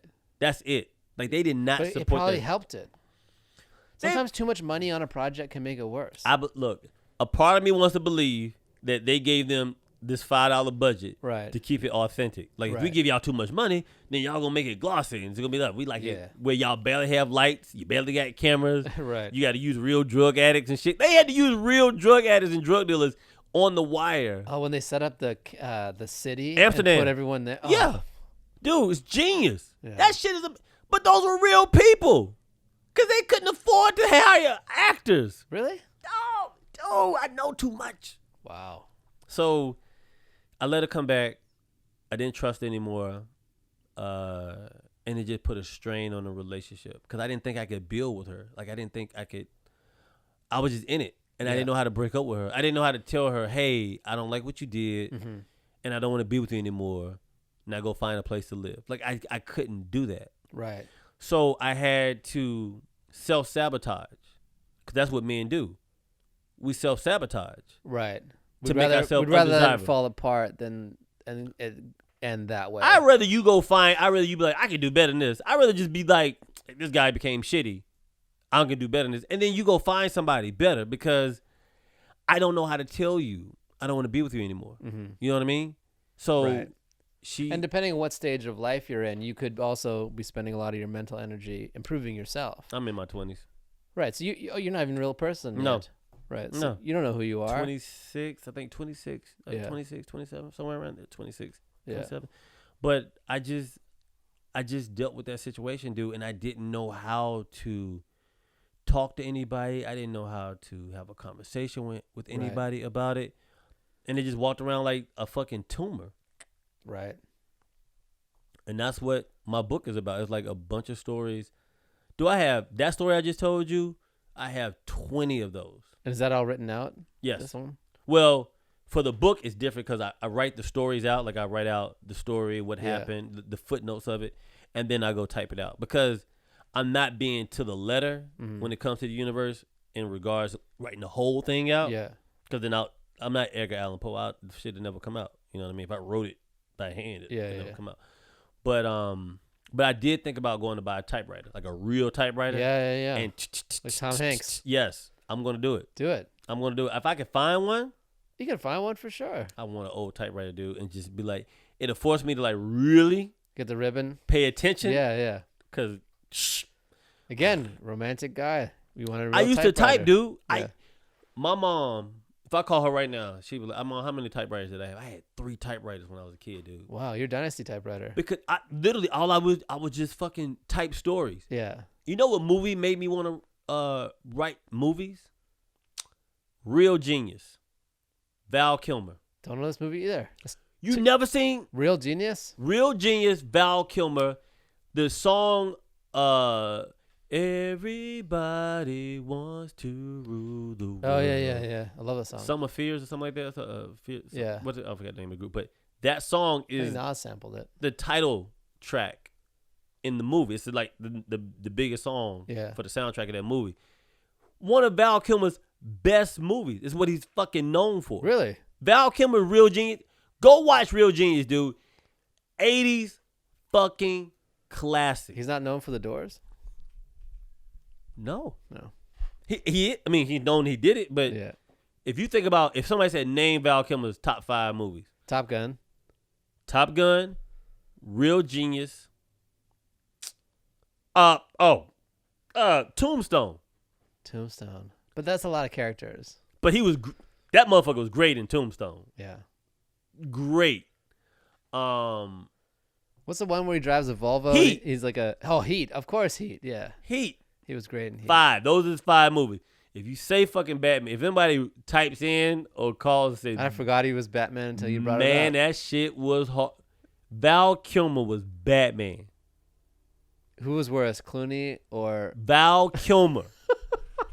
Val Kilmer didn't give a fuck about Batman's character. He didn't even dye his hair. He was blonde. I was like, Right. bitch, Batman don't look like he gets sun. Val Kilmer looked like he just came off a beach and went. He looked like Batman from like the nose down. When he had the mask on? Yeah. Batman with a mask on, you just need a nice mouth. That sounds awkward, but you just need a nice mouth. The face don't matter because you don't see it. But out of costume, the worst Bruce Wayne ever. And I blame I would have Joel respected it Schumacher. more if he had a ponytail. Like Val Kilmer with his Heat ponytail as Batman. I'm like, okay, You know what? You're going in a new direction. Because you're making a You're commitment. hobo Batman. Yes. Hipster Batman. You're like hipster Batman. You're like Point Break Batman. Right, Point Break. You know what I'm Yeah. You gotta I serve- just saw Point Break for the first time. Dude, what? Did you was in a capsule? Like, was you not It was incredible. Did y'all just get cable? Like, what the fuck? You know how you just miss some movie? I mean, You missed life. I seem to be missing all the movies you like, but yeah, it I was just so saw good. Point Break. What the fuck? Like, I just had cheese yesterday for the first time. What? That's crazy. Yeah. I put it in my eggs. So, yeah. Point Break was so good.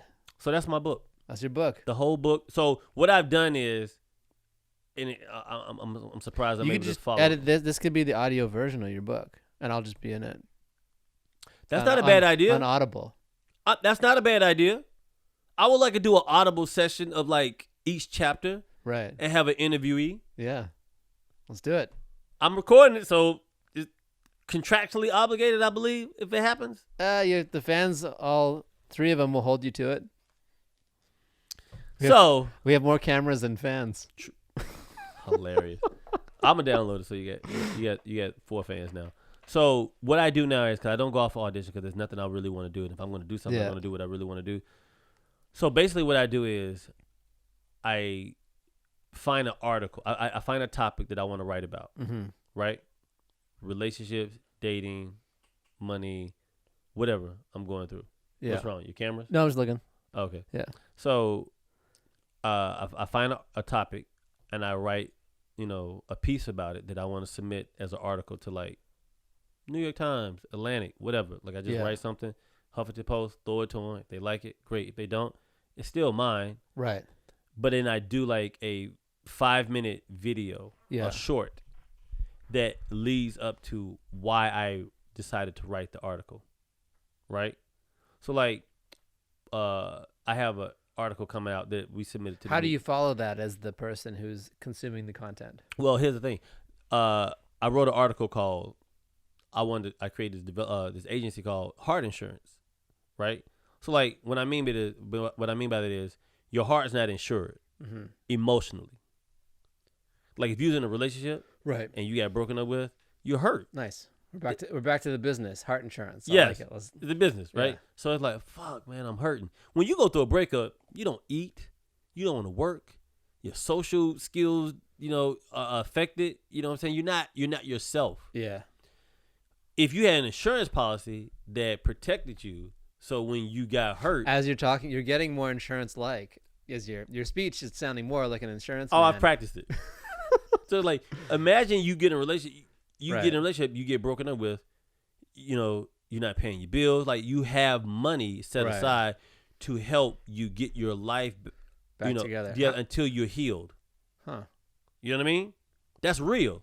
Like you think about it. When you go through a breakup, like I can't eat. Your heart hurt is real. It is real. People die from heartbreak. Yeah, you already have like the opening scene behind the books. You just need you in a suit, and you kind of like slowly pace. Yeah, the camera pans with you. Yes, you already thought about it. Yeah, Hartford. Well, it's called Cover Your Heart Insurance Agency. Cover Your Heart. Cover Your Heart Insurance. Yeah. What if you want to branch out into other stuff? Oh, I have a whole foot system. Insurance, whatever. No, heart is for emotional. Yeah, it's all emotional. I don't want physical. You gotta think big. What if you merge with the physical side? Nah, I don't know. No, you want to keep it just a heart. Keep it heart. All these, because these are all not tangible. It's not possible. These are all Heart Insurance. That's your next book. Keep it the heart. That's another book. We could just come up with titles. Is this what it is? We're gonna change the podcast from show business to just naming titles. Think tank. Naming titles. I love coming up with titles. Ideas. I mean, I would do a podcast called Ideas and Shit. This is kind of what this is. That's the thing about the pod too, is like who knows what this could merge into, because it's like loosely based around show business and stuff. And I talked to a lot of comedians and musicians, but it could very well be something else. It could get more loose form. It could get tighter. But I think that's the beauty about content now, is like you just create and then like figure out where to go. Yeah, figure out where it's gonna go. So that's what I'm doing now. So I wrote an article called Heart Insurance, and I gave it to my management and my lit agent, and they submitted it to the New Yorker. I don't give a fuck if they don't publish it. My shit made it to the New Yorker. They thought that piece I wrote was good enough to send to the New Yorker. Yeah, I'm good. You know what I mean? I'm happy to be nominated. Right. You know what I mean? So basically, what I do is I shoot a 5-minute short about me going through a breakup. Yeah. And my heart not being protected. So then I create Heart Insurance, and then I do a podcast episode. Wait, is this you made this? Yeah. Oh, where is it?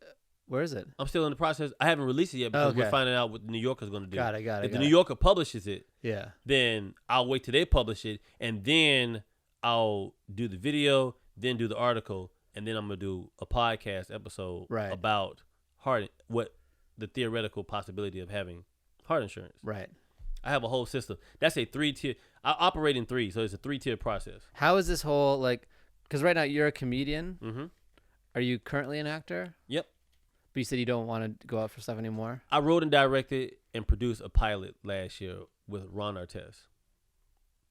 Isn't his real name Meta World Peace? That's what the show's. The show's about. Ron Artest tried to manage me in 2012. Okay. And I didn't want him to. But I also didn't know how to tell him, you a big motherfucker that choke people. Stay the fuck away from me. Because I didn't want him to choke the shit out of me. So I just went along with it like, sure, you can manage me. What do you mean choke people? Do you watch sports? But like, he's not doing that off of he's not joke running around town. The joke choking is, people. Ron Artest choked a fan in the audience in 2004. Like, he was in a game. Somebody threw a cup at him. He ran into the audience and threw this motherfucker across the street. Right. He got suspended for 73 games. Yeah. They call it the Malice in the Palace because it happened in Detroit. Right. Right? He's famous for that. Right. He came up to me in 2011 like, man, you funny. I want to manage you. And I was like, man, you play basketball. And Does he have a management company? Yes. But I'm not. What? Yeah. He can't manage me. The fuck? That's like if Flavor Flav said, yo, I want to manage you. But he wouldn't be doing the managing. He would just be doing the owning, I right? don't want Okay, to got be it. affiliated with a man who chokes the shit out of people. But you did something with him regardless. So the show was about how he pursued me. Yeah. Like, he tried to manage me. He, like, took me out to dinner the whole night. He did everything the manager's supposed to do. Yeah. Still not going with him.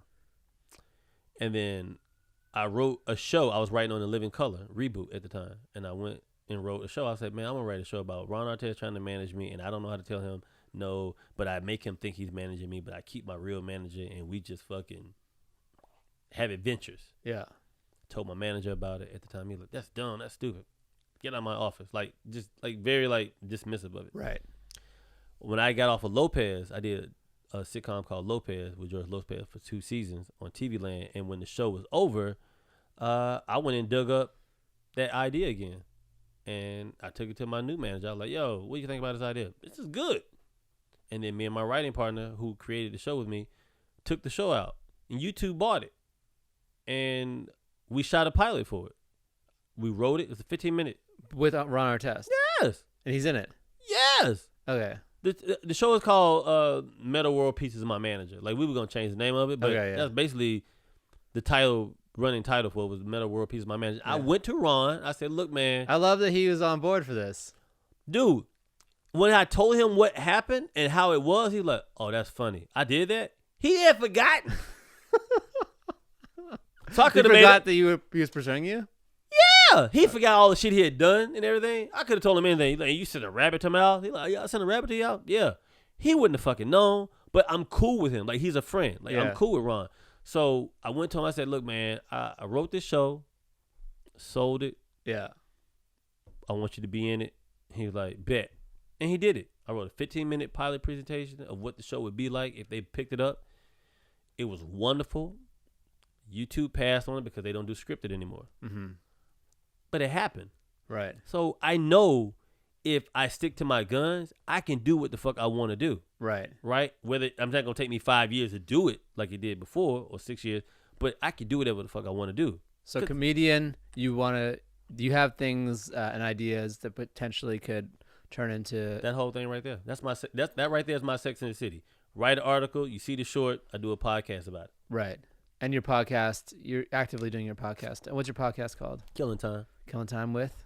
Maronzio Vance. That's it. And I just randomly do like basically this right here, except I try to have a point of view or I try to have a guest on. I just do Bill Burr shit, dude. I just sit in my apartment. Talk. Yeah. And now you're about to have another business, which is the book. The book, the little short videos at the beginning, and then the podcast will all encompass that together. And I wrote a show, and we're taking the show out right now, pitching it. Right. So the amazing thing about comedy business that I'm finding is like you're actively building these things, and there's so many people, I would say safe to say tens of thousands, maybe more, who are actively trying to get where you are. Right. Like they look at your career and they're like, I would kill to have Comedy Central to There's writing people gigs. who think I've made it. Like there's people that's like, man, you get to do blah blah blah. I'm like, that's something to you. But that's your goals probably change, which is great for growth. Yeah, right. But like, I mean, the fact that you get like on all the clubs and all that stuff, Right. that like a lot of people look at you and they're like, I would love to have that, just that. Right. Forget all the other stuff you're building. I'm the guy I used to be envious of. Right. You know what I mean? Like, Well, one day, if you told your future self you'd be doing what you're doing, you'd be like, I'm not going to do that. yeah. Yeah. Or there's no way in the world they're gonna make me a regular at the Laugh Factory every Right. weekend, every Friday and Saturday Right. shows I'm gonna be on. Yeah. I mean, it's one of the best clubs to do in LA. Yeah, like what? I'm gonna be a regular at the Comedy and Magic Club. Get the fuck out of here. I'm gonna be a Yeah. regular at the Ice House in Improv. I was fighting to get spots, but I'm not fighting to do stand up anymore. I'm gonna do these articles. I'm gonna do this book, and I want to do like this Mike Birbiglia. I'm going to see it Wednesday. Really? New ones. Yeah. Let me know what you think of it. Yeah. I kind of want to see it. I like Mike Birbiglia. Yeah. He's great. So I want to do more of that. That Mhm. form of comedy, Right. monologuing, if you will, because he's a monologuist. Yeah. He talks. Yeah. I mean, you have very monologue-ish jokes. Yeah. I mean, they're peppered with a lot of laughs, but it's a story that goes places. I got to have a story, dude. Yeah. Because You got to have a point of view. you got to have a point. Right. Everybody's had a point of view, but even how you do your point of view now has to be different. Right. Like, if someone came to me, my manager said, yo, we want to give you a comedy special. Mm-hmm. All right. But I'm not about to do a dumbass sketch at the beginning Right. that leads to me going to the stage, hey, everybody, blah, blah, blah, Yeah. because they didn't see the fucking sketch.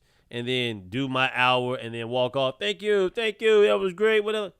That's ass, Yeah. man. I think We've Neil seen Brennan that. did a great one. 3 mics was He really did. good. Yeah. That was interesting. Yeah. When I meet with industry now, my manager, anybody, my manager, most notably, I don't work for you. You work for me. That's where we fuck up. Agents, managers, they work for us. Right. But people tend to forget that. We'll tend to tiptoe around it. You tend to forget it. Yeah.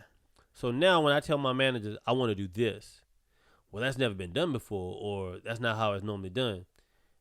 People won't know how to digest that. Yes, they will. You know why I know people will digest that? Because they took the home button away from the iPhones, and people didn't know how they were going to function. There's no home button. How do I get back to the main page? Right. I held out on getting one. Right? Because Because I don't get. Now there's no home button. You don't miss it. Right. There's no headphone port. Yeah, they took the axe. Yeah. There's no USB ports on their Yeah. laptops. Nothing. How do we connect things? You'll figure it out. Figure it out. Yeah. You adapt. Stop giving people the same shit. Like, we have to evolve. We have to adapt. Right. That's why people now, their comedy specials they just start with them already doing the jokes. Right. Like, they just go fade to black, boom. So anyway, cheese. That's a different way of doing it. Yeah. You're still kind of doing it the traditional way. Yeah, Dimitri Martin's, I thought it did as well. I don't know if you saw it, but it No. just it started with him doing jokes, and then he was kind of like in his head commenting on the jokes, like Really? third person. But it was a nice way to do that. That's funny. Yeah. It's like a audio commentary of your special while Right. you're doing it. Yeah. See, that's out of the box thinking, dude. I would do that. Yeah. I literally would do that for the people at home listening. I'm like, because the audience can't hear that. Yeah. Did you ever? So Chris Rock's Tambourine. So there's a vinyl version because, from what I understand, they won't release the specials on Spotify audio only because it competes with the Netflix stream. Mm-hmm. But they will allow them to create a vinyl. So Coach T, do you know Coach T from you just did Roast, right? He's a DJ, so he does all the sound effects during Roast Battle at the Comedy Store. He produced the audio version with Chris and a couple other people, and they had like Aziz come on and comment like kind of over Chris's jokes, and Aziz would kind of come in and be like, Chris is talking about this and that, That's and kind of explaining it, and then there'd be kind of like beats underneath it and stuff. Well, that's how I wanted to do my comedy album that I recorded a comedy album last year. It was supposed to come out this year, but I don't know what the fuck happened. But It's just sitting? Huh? You recorded it? Yeah. It's just sitting on a drive? The label has it. Okay. That's another topic.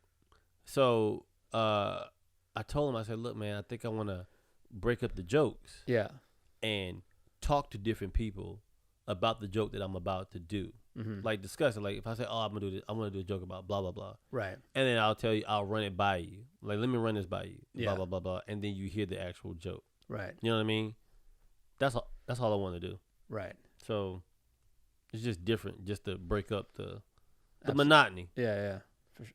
Well, it sounds like you have a very interesting project. Would you have a date set in mind? 2 years, 1 year, 18 months? For this right here? For the book? Next year. Next year. All this right here is going to happen. Like the video, article, podcast thing. Like that's going to be my new way of going about doing things. You know what I mean? Because I'm hitting you with the audio. Yeah. With the podcast, I'm hitting you with the written with Right. the article, and then you get a visual. So I'm hitting you with 3 different ways to receive this. Yeah, I mean, constantly creating is it's same with music now. It's like if you're constantly releasing stuff, it's way better than just building up to this precious thing. Even Drake does it, and he's the biggest artist in the world. So let me tell you this. I love music. I used to work at a radio station. Okay. DJ. Where at? Power 98, Charlotte, North Carolina. So you're home right now, in front of the mic. I used to do morning. I used to do morning radio, dude. One of the best jobs I ever had, but I didn't want to get fat. So I don't know how to find new music anymore. So I found this Soul in the City Spotify playlist. Yeah. A friend of mine introduced me to. It has all these fucking artists on here I've never heard of before. None of them I've ever heard of before. But I love every fucking artist on They're this new playlist. artists?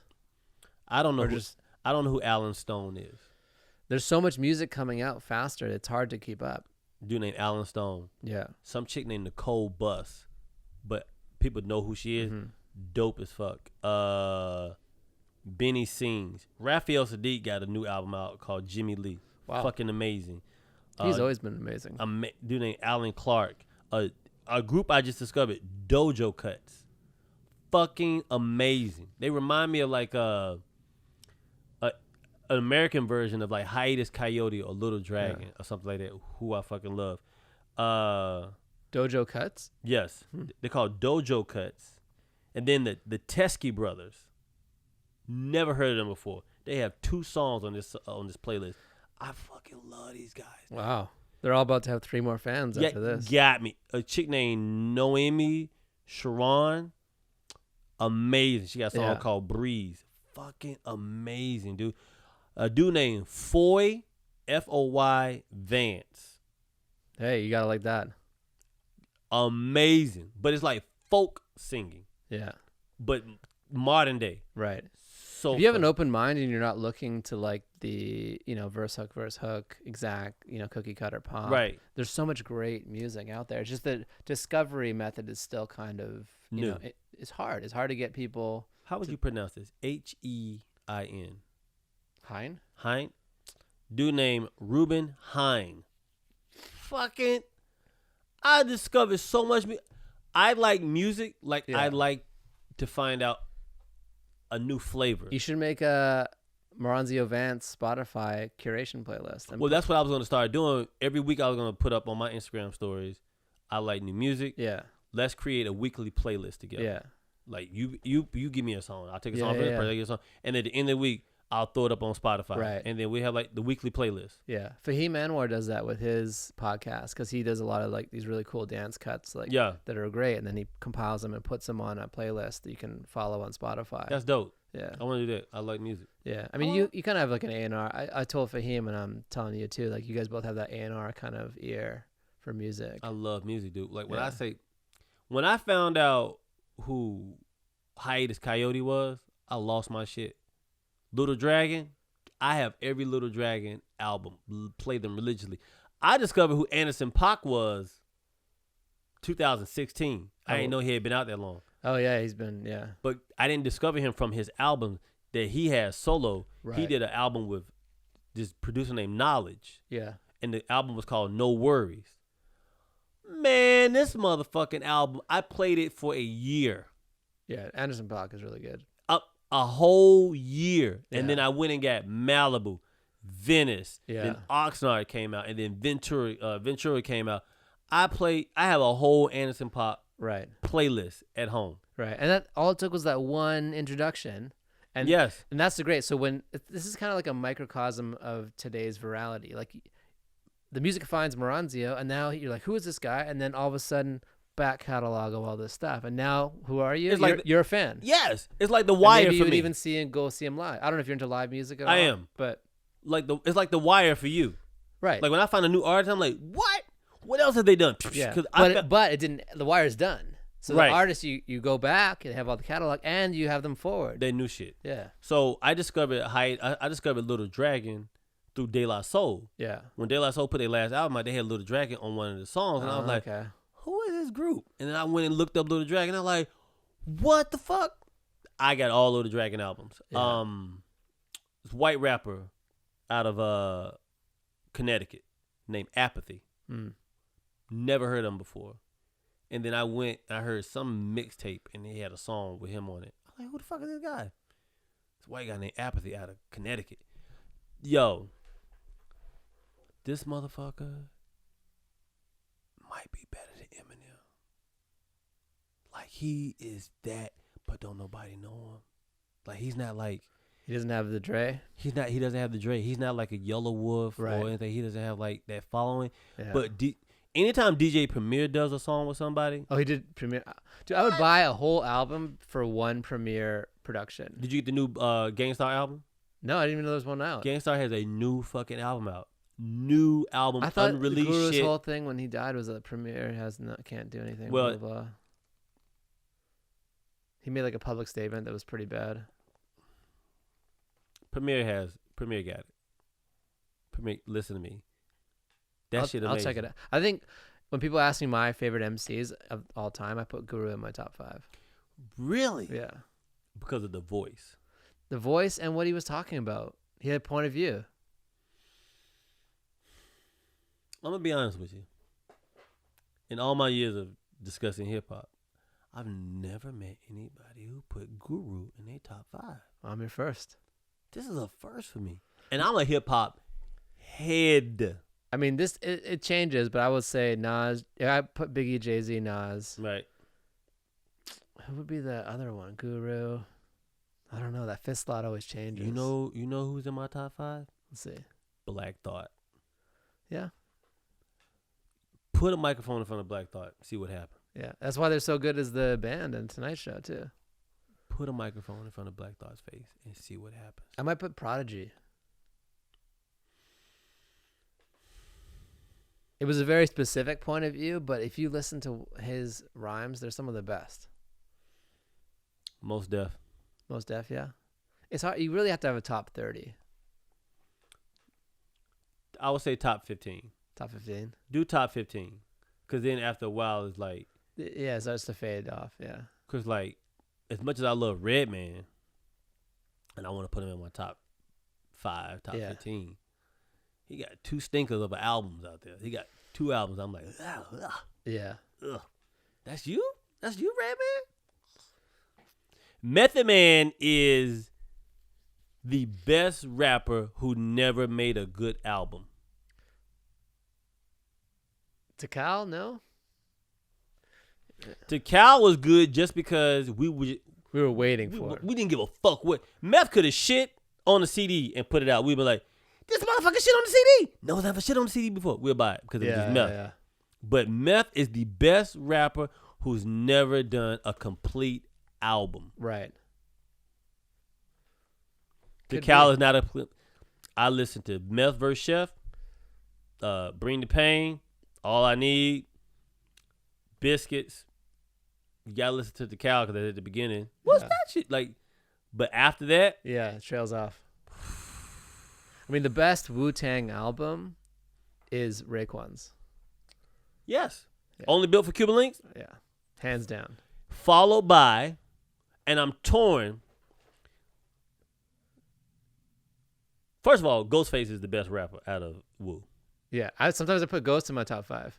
Ghost, best rapper out of as far as like catalog and consistency. Yeah. Is Supreme Ghost. Clientele is an amazing album.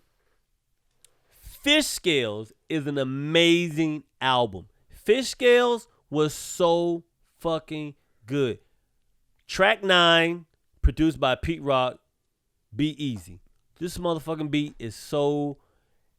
It makes you remember how dope Pete Rock is. Yeah. Oh, Pete Rock was amazing. God damn, Pete Rock. Pete Rock had a solo album with a bunch of other people guesting Soul on. Survivor. I got it. That is amazing. He got a song called Best Method Man song ever. When I say ever is with him and Pete Rock, and the song's called Half Man, Half Amazing. Yeah. The lyrics, the way he rides the beat, dude, that's the best fucking song by Meth ever. Meth is also that guy that he only shows up when he needs to outdo you. On his own songs, he's lazy. Put him in the booth, going up against somebody, featuring somebody, he gonna make you sweat. Right. What's the second best Wu-Tang album of all time? Are we talking about like now when we say Wu album, are we talking Wu as a group or Wu as a solo artist?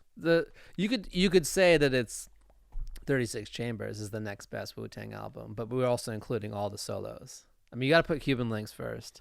Cuban Link is first. Second, man, listen, Supreme Clientele got so much heat on that bitch. Iron Man has so much heat. Iron Man, there's like a 30% of it is so good. Really?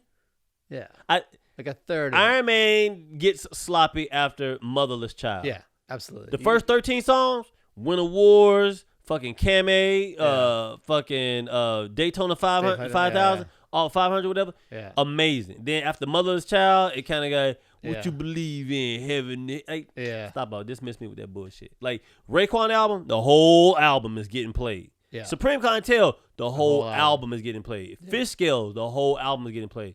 It's hard to put Supreme Clientele in it because it's kind of like Generation 2. It's like because there's so much of a time gap from that. So if you say, look, the first releases, solo projects by Wu-Tang members, Only Built for Cuban Links is number 1. Yeah, ODB is second. Yeah, I mean, Brooklyn Zoo, Shimmy Shimmy Ya, Shimmy Ya, fucking Rawhide. God damn, Rawhide is some of RZA's best production. Might be his best production. Man, ODB album is so fucking clean. Yeah. I didn't even mind the Neptunes produced one. The Jizza? No, No, I'm saying the Jizza. Where's the Jizza's album? Oh yeah. Sorry, It kind of trails off after Shadowboxing. I have to put Jizza's album second before Iron Man. Ooh. Yeah. Yo, you a man, dude. Shadowboxing itself could just be an album. Like that song right there, you're like, that's the whole album. I get it. Yeah. Beat is so hot. But those songs are stronger than any songs on Iron Man. You know what I'm going to do? Next week on my Instagram page, stories, I'm going to put together the best songs from each solo Wu album into a playlist. That's a good playlist. That's gonna be a monster. That's basically my Spotify right now. Right now, that would be a nasty. Yeah. Would you include 36 Chambers? Yeah, you would take one. I would probably do. What's the one song from 36 Chambers that you take off of there? Like you don't include, or do you include? Like if you gotta take one song from each album from a solo project, what song from that? Are we taking Cream? Because Cream is like the anthem. It's got to be Cream or Protect Your Neck is what got the ball rolling. It's not Protect Your Neck. No. Wu-Tang Clan ain't nothing to fuck with. I mean, if you're trying to create like a cohesive album of this thing you're talking about, you start with that. Wu-Tang Clan ain't nothing to fuck with. You have to. You start to. But if you're talking about the Cream is definitely better. You got to go with Cream. Can it all be so simple then? Oh! That video where they're just walking in front of the two cars. What the fuck? Yeah. That has longer staying power. It does. Yeah. But the reason why I think Cream would be the song that everybody resonates with because that's America. Yeah. Cash rules. Dude, Cash rules everything around me. Yeah. I don't know who came up with it. Yeah. But that's the best. Cream is the best rap song Best title for a rap song ever. Is there a good Wu-Tang video that came out that didn't have Method Man in it? Ice Cream, Method Man, clearly the star. Incarcerated Scarfaces. No? It's okay. All the best Wu-Tang videos had meth in them. That's why he became the movie star. Like, he was clearly the star of the group. Oh, you gonna make me think now.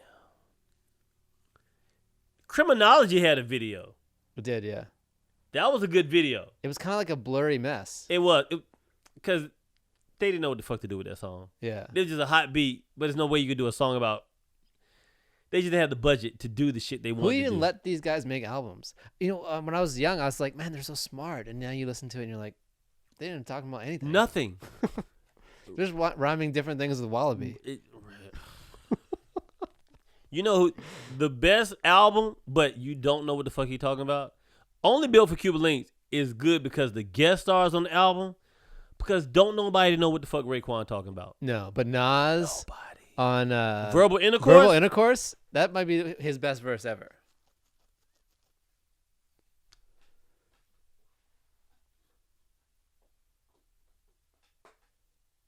It's hard. Okay. Okay, this is what I'll say. Nas's best verse that is not on his own album, Yeah. Verbal Intercourse. Yeah, for sure. Hands down. Yo, that beat so goddamn amazing. Yeah. That's some of RZA's best work. Yeah. RZA showed his ass on that album. Well, I think this is gonna be the extended cut with the Wu-Tang. Yeah. But bonus information with Wu-Tang. I could talk about Wu-Tang and rap. Like, I have so much useless rap knowledge, but it ends at like 2002. From like 1994 to 2002, like I could talk about almost anything. But after 2002, I just stopped. Okay, what's the best Jay-Z song? Best Jay-Z song? I mean, best Jay-Z album is Reasonable Doubt. To me, best Jay-Z song is Dead Presidents. And that beat,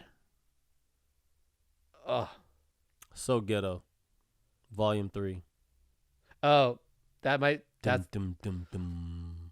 yeah. Back at you. That's some of Timberland's best work too. That's not Tim on that. That's Premier. Oh, you're right. So Ghetto is It Premier. is Premier. You're right. He says in the song, I'm illest verbal kenneth. Yeah. I rip apart from start to finish. And that's I'm hot. And that's how the album starts. Yes. Boom, boom, boom, Boom, boom, boom. Yeah. Back at you. Yeah. Boom, boom, boom, boom, boom, boom. Yeah. Jigga Man. Boom, boom, The boom, Black boom, Album boom, at one boom. point was going to be just Premier and Jay-Z. I don't know what the fuck happened. I think they made it. I heard a rumor it happened. It need to be out. Because that would be amazing. I think once D&D, they closed the D&D studio, like some part of hip-hop died. Somebody got mad at me for saying this. You probably get mad too now. I'm I ready. said if Guru could have teamed up with anybody, what other rapper would you have paired him up with to be Gangstar? You mean Premier? Yeah.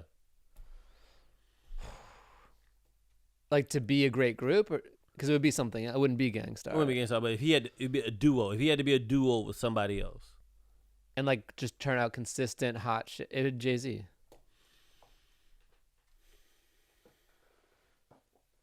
I mean, you could do it Jay-Z. You could do it with Biggie. Unbelievable is one of the best beats. Bump, bump. Boom, boom. Yeah, that's the one of Biggie's best songs. Unbelievable. The best song on that album for sure. God damn. And that Michael Jackson sample? How the hell did they get that? God. See, you know music. Yeah. The average person wouldn't even know that is in the song. Yeah. I would like to see Premier. I don't think we wouldn't get Nas would be great, but you wouldn't get I felt like it almost felt like Nas's first album was that. You would get something like that. And it wouldn't be as iconic. Like the Reasonable Doubt songs that Premier, D-Evils. Oh my God. Dear God. Dear Yeah, Lord. and those cut choruses. Goddamn. Boom, boom, boom. Yeah. And Friend or Foe. God damn. That's like a 2-minute song. Premier did a lot of shit on that album. Yeah. That's what makes the album great though. Right. Reasonable Doubt is probably Jay-Z's best album. Oh, this is for sure his best album. Second best album, Blueprint. Yeah. Blueprint. But dude, the premiere song is on Volume 1. Where I'm From. Dude, Where I'm From is probably, it's hard for me to do with Jay-Z. Yeah. Because Where I'm From. That's my favorite flow of post Reasonable Doubt, his best flow.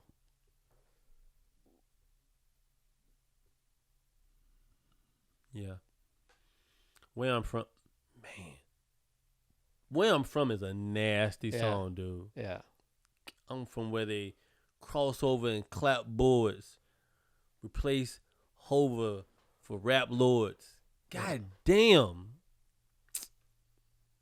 Yeah, man. It always stuck with me. He's like, I'll buy a half price sweater new. I was like, so wait, are you paying full price? Right. Are you buying it off a stolen truck? I brought a half price sweater, dude. Yeah. Oh my God, dude. Oh man. Man. Maybe we leave it here. We'll leave us stumped and we'll do this again. Yeah. I had fun, dude. I had super fun, man. You're very therapeutic. Oh, thanks. Like you give space. Yeah, gotta let the guests speak. To talk. Yeah. Whatever. But you don't interject dumb shit. Yeah. Oh, I appreciate it. I feel like we could easily talk for another hour and a half. Oh, it's because I'm not trying. Yeah. You know what I'm saying? Like when you trying to find something to talk about. Yeah. Well, we have such similar paths and we were both involved in similar things. So what do you think about the Boondocks not coming back now? Is it not coming? I don't know. I'm not really like. I can't see it coming back now with John going because who else is gonna boot? Yeah. No one's going. You'd have to have new. You just have to take out the character. Pops on the Boondocks Mm-hmm. is the show. Yeah, I mean he's the Seinfeld of the show. Like everything orbits around him. It has to. Like you cannot do that show without. It cannot happen without Pops. You know what I mean? Like you can't. Right. I don't know. I mean, like that's RZA without, the Wu without RZA. You cannot have. Well, I think it would be hard, but they could do it. With them, you have to have Regina King, of course, Regina King doing the voice for Huey. Gary Anthony Williams is available. He'll do it. But maybe it's like slightly reimagined, and they give them. It's not like The Simpsons where it doesn't age. You gotta get the fuck out of here, don't you? I don't know who someone's calling. I don't know. 332. LA. Like The Simpsons never aged for 45 years or whatever it was. Right. But like, what if they age and like if they change a different style of animation or something? I heard a rumor about that. I don't know if it's true. If you took Jason Bateman out of Arrested Development, it's not Arrested Development. Right. Like even though he's not in every scene, it's his world. It's centered around him. Like Pops took those kids out of the ghetto and brought them to the inner city. Like that's. But I feel like there were episodes where he was just a very small part of it. Right. So like there was even one episode I think where he left them alone. Yeah, they were by themselves. They tore the house up. And he came home. Maybe spent all the money on groceries. Yeah. Before you get mad, ain't I clean though? He's got all that the hats and that's fucking hilarious. Tags hanging off. I don't even know. It's such a different time. It almost needs to be reimagined, or it would have to be. It's like doing Golden Girls now without. There's only one golden. It'd be Golden Girl. Golden Girl. Yeah. It'd just be Betty White sitting in the house like, where's everybody? Yeah. That's a dark, fucked up joke I would love to see, dude. That'd be a good skit. My God. You could write it and she's in it. Dude. Golden Girl just like. There's just like cardboard cutouts of the other ones. And where's she's like. everybody? Yeah. That would be funny. Yeah. I always said if I ever develop, I don't know why, but I'm always trying to think about ways to make lemonade out of my lemons. Yeah. I said if I ever got Alzheimer's, I would do a comedy special called Before I Forget. That's good. Dude, titles. Before I Forget. Titles and shit. You got to be like Quentin Tarantino when he knew he's going to do 10 movies. And the last whatever you're doing here is Before I Forget. That's my last special. Before I Forget. Yeah, that's your last special. And I'm getting out of here. Thank y'all. Yeah. I had fun. Right. Before I Forget. Yeah. I just came up with it. And then if you come back and, Jay-Z style and unretire, then you can be. Oh yeah, one last thing. Lethal injection. One last thing. Yeah, gone for sure. That's hilarious. I'm seeing now. Well, Maronzio has been great. Thanks for coming to the podcast. Where can people find you and your socials and not all on my that stuff? website anymore, but Website's closed, but Instagram Maronzio. At Maronzio Vance. Yeah, and Maronzio. I don't have time for Be on the lookout for his untitled book. The book has a title. I just don't release it. Okay, yet. don't. He'll release the title, and The book is coming. The articles are coming. The articles, the whole, me, do the video, article, podcast is under the label of Dignity. Dicknity. Dignity. Yeah. Dicknity. Dignity. Yeah, Dignity. You really want to make sure I hit the dick. I gotta hit that dick. All right. Well, that's a great place to end if I've ever heard one. Thanks for coming. Thanks, man.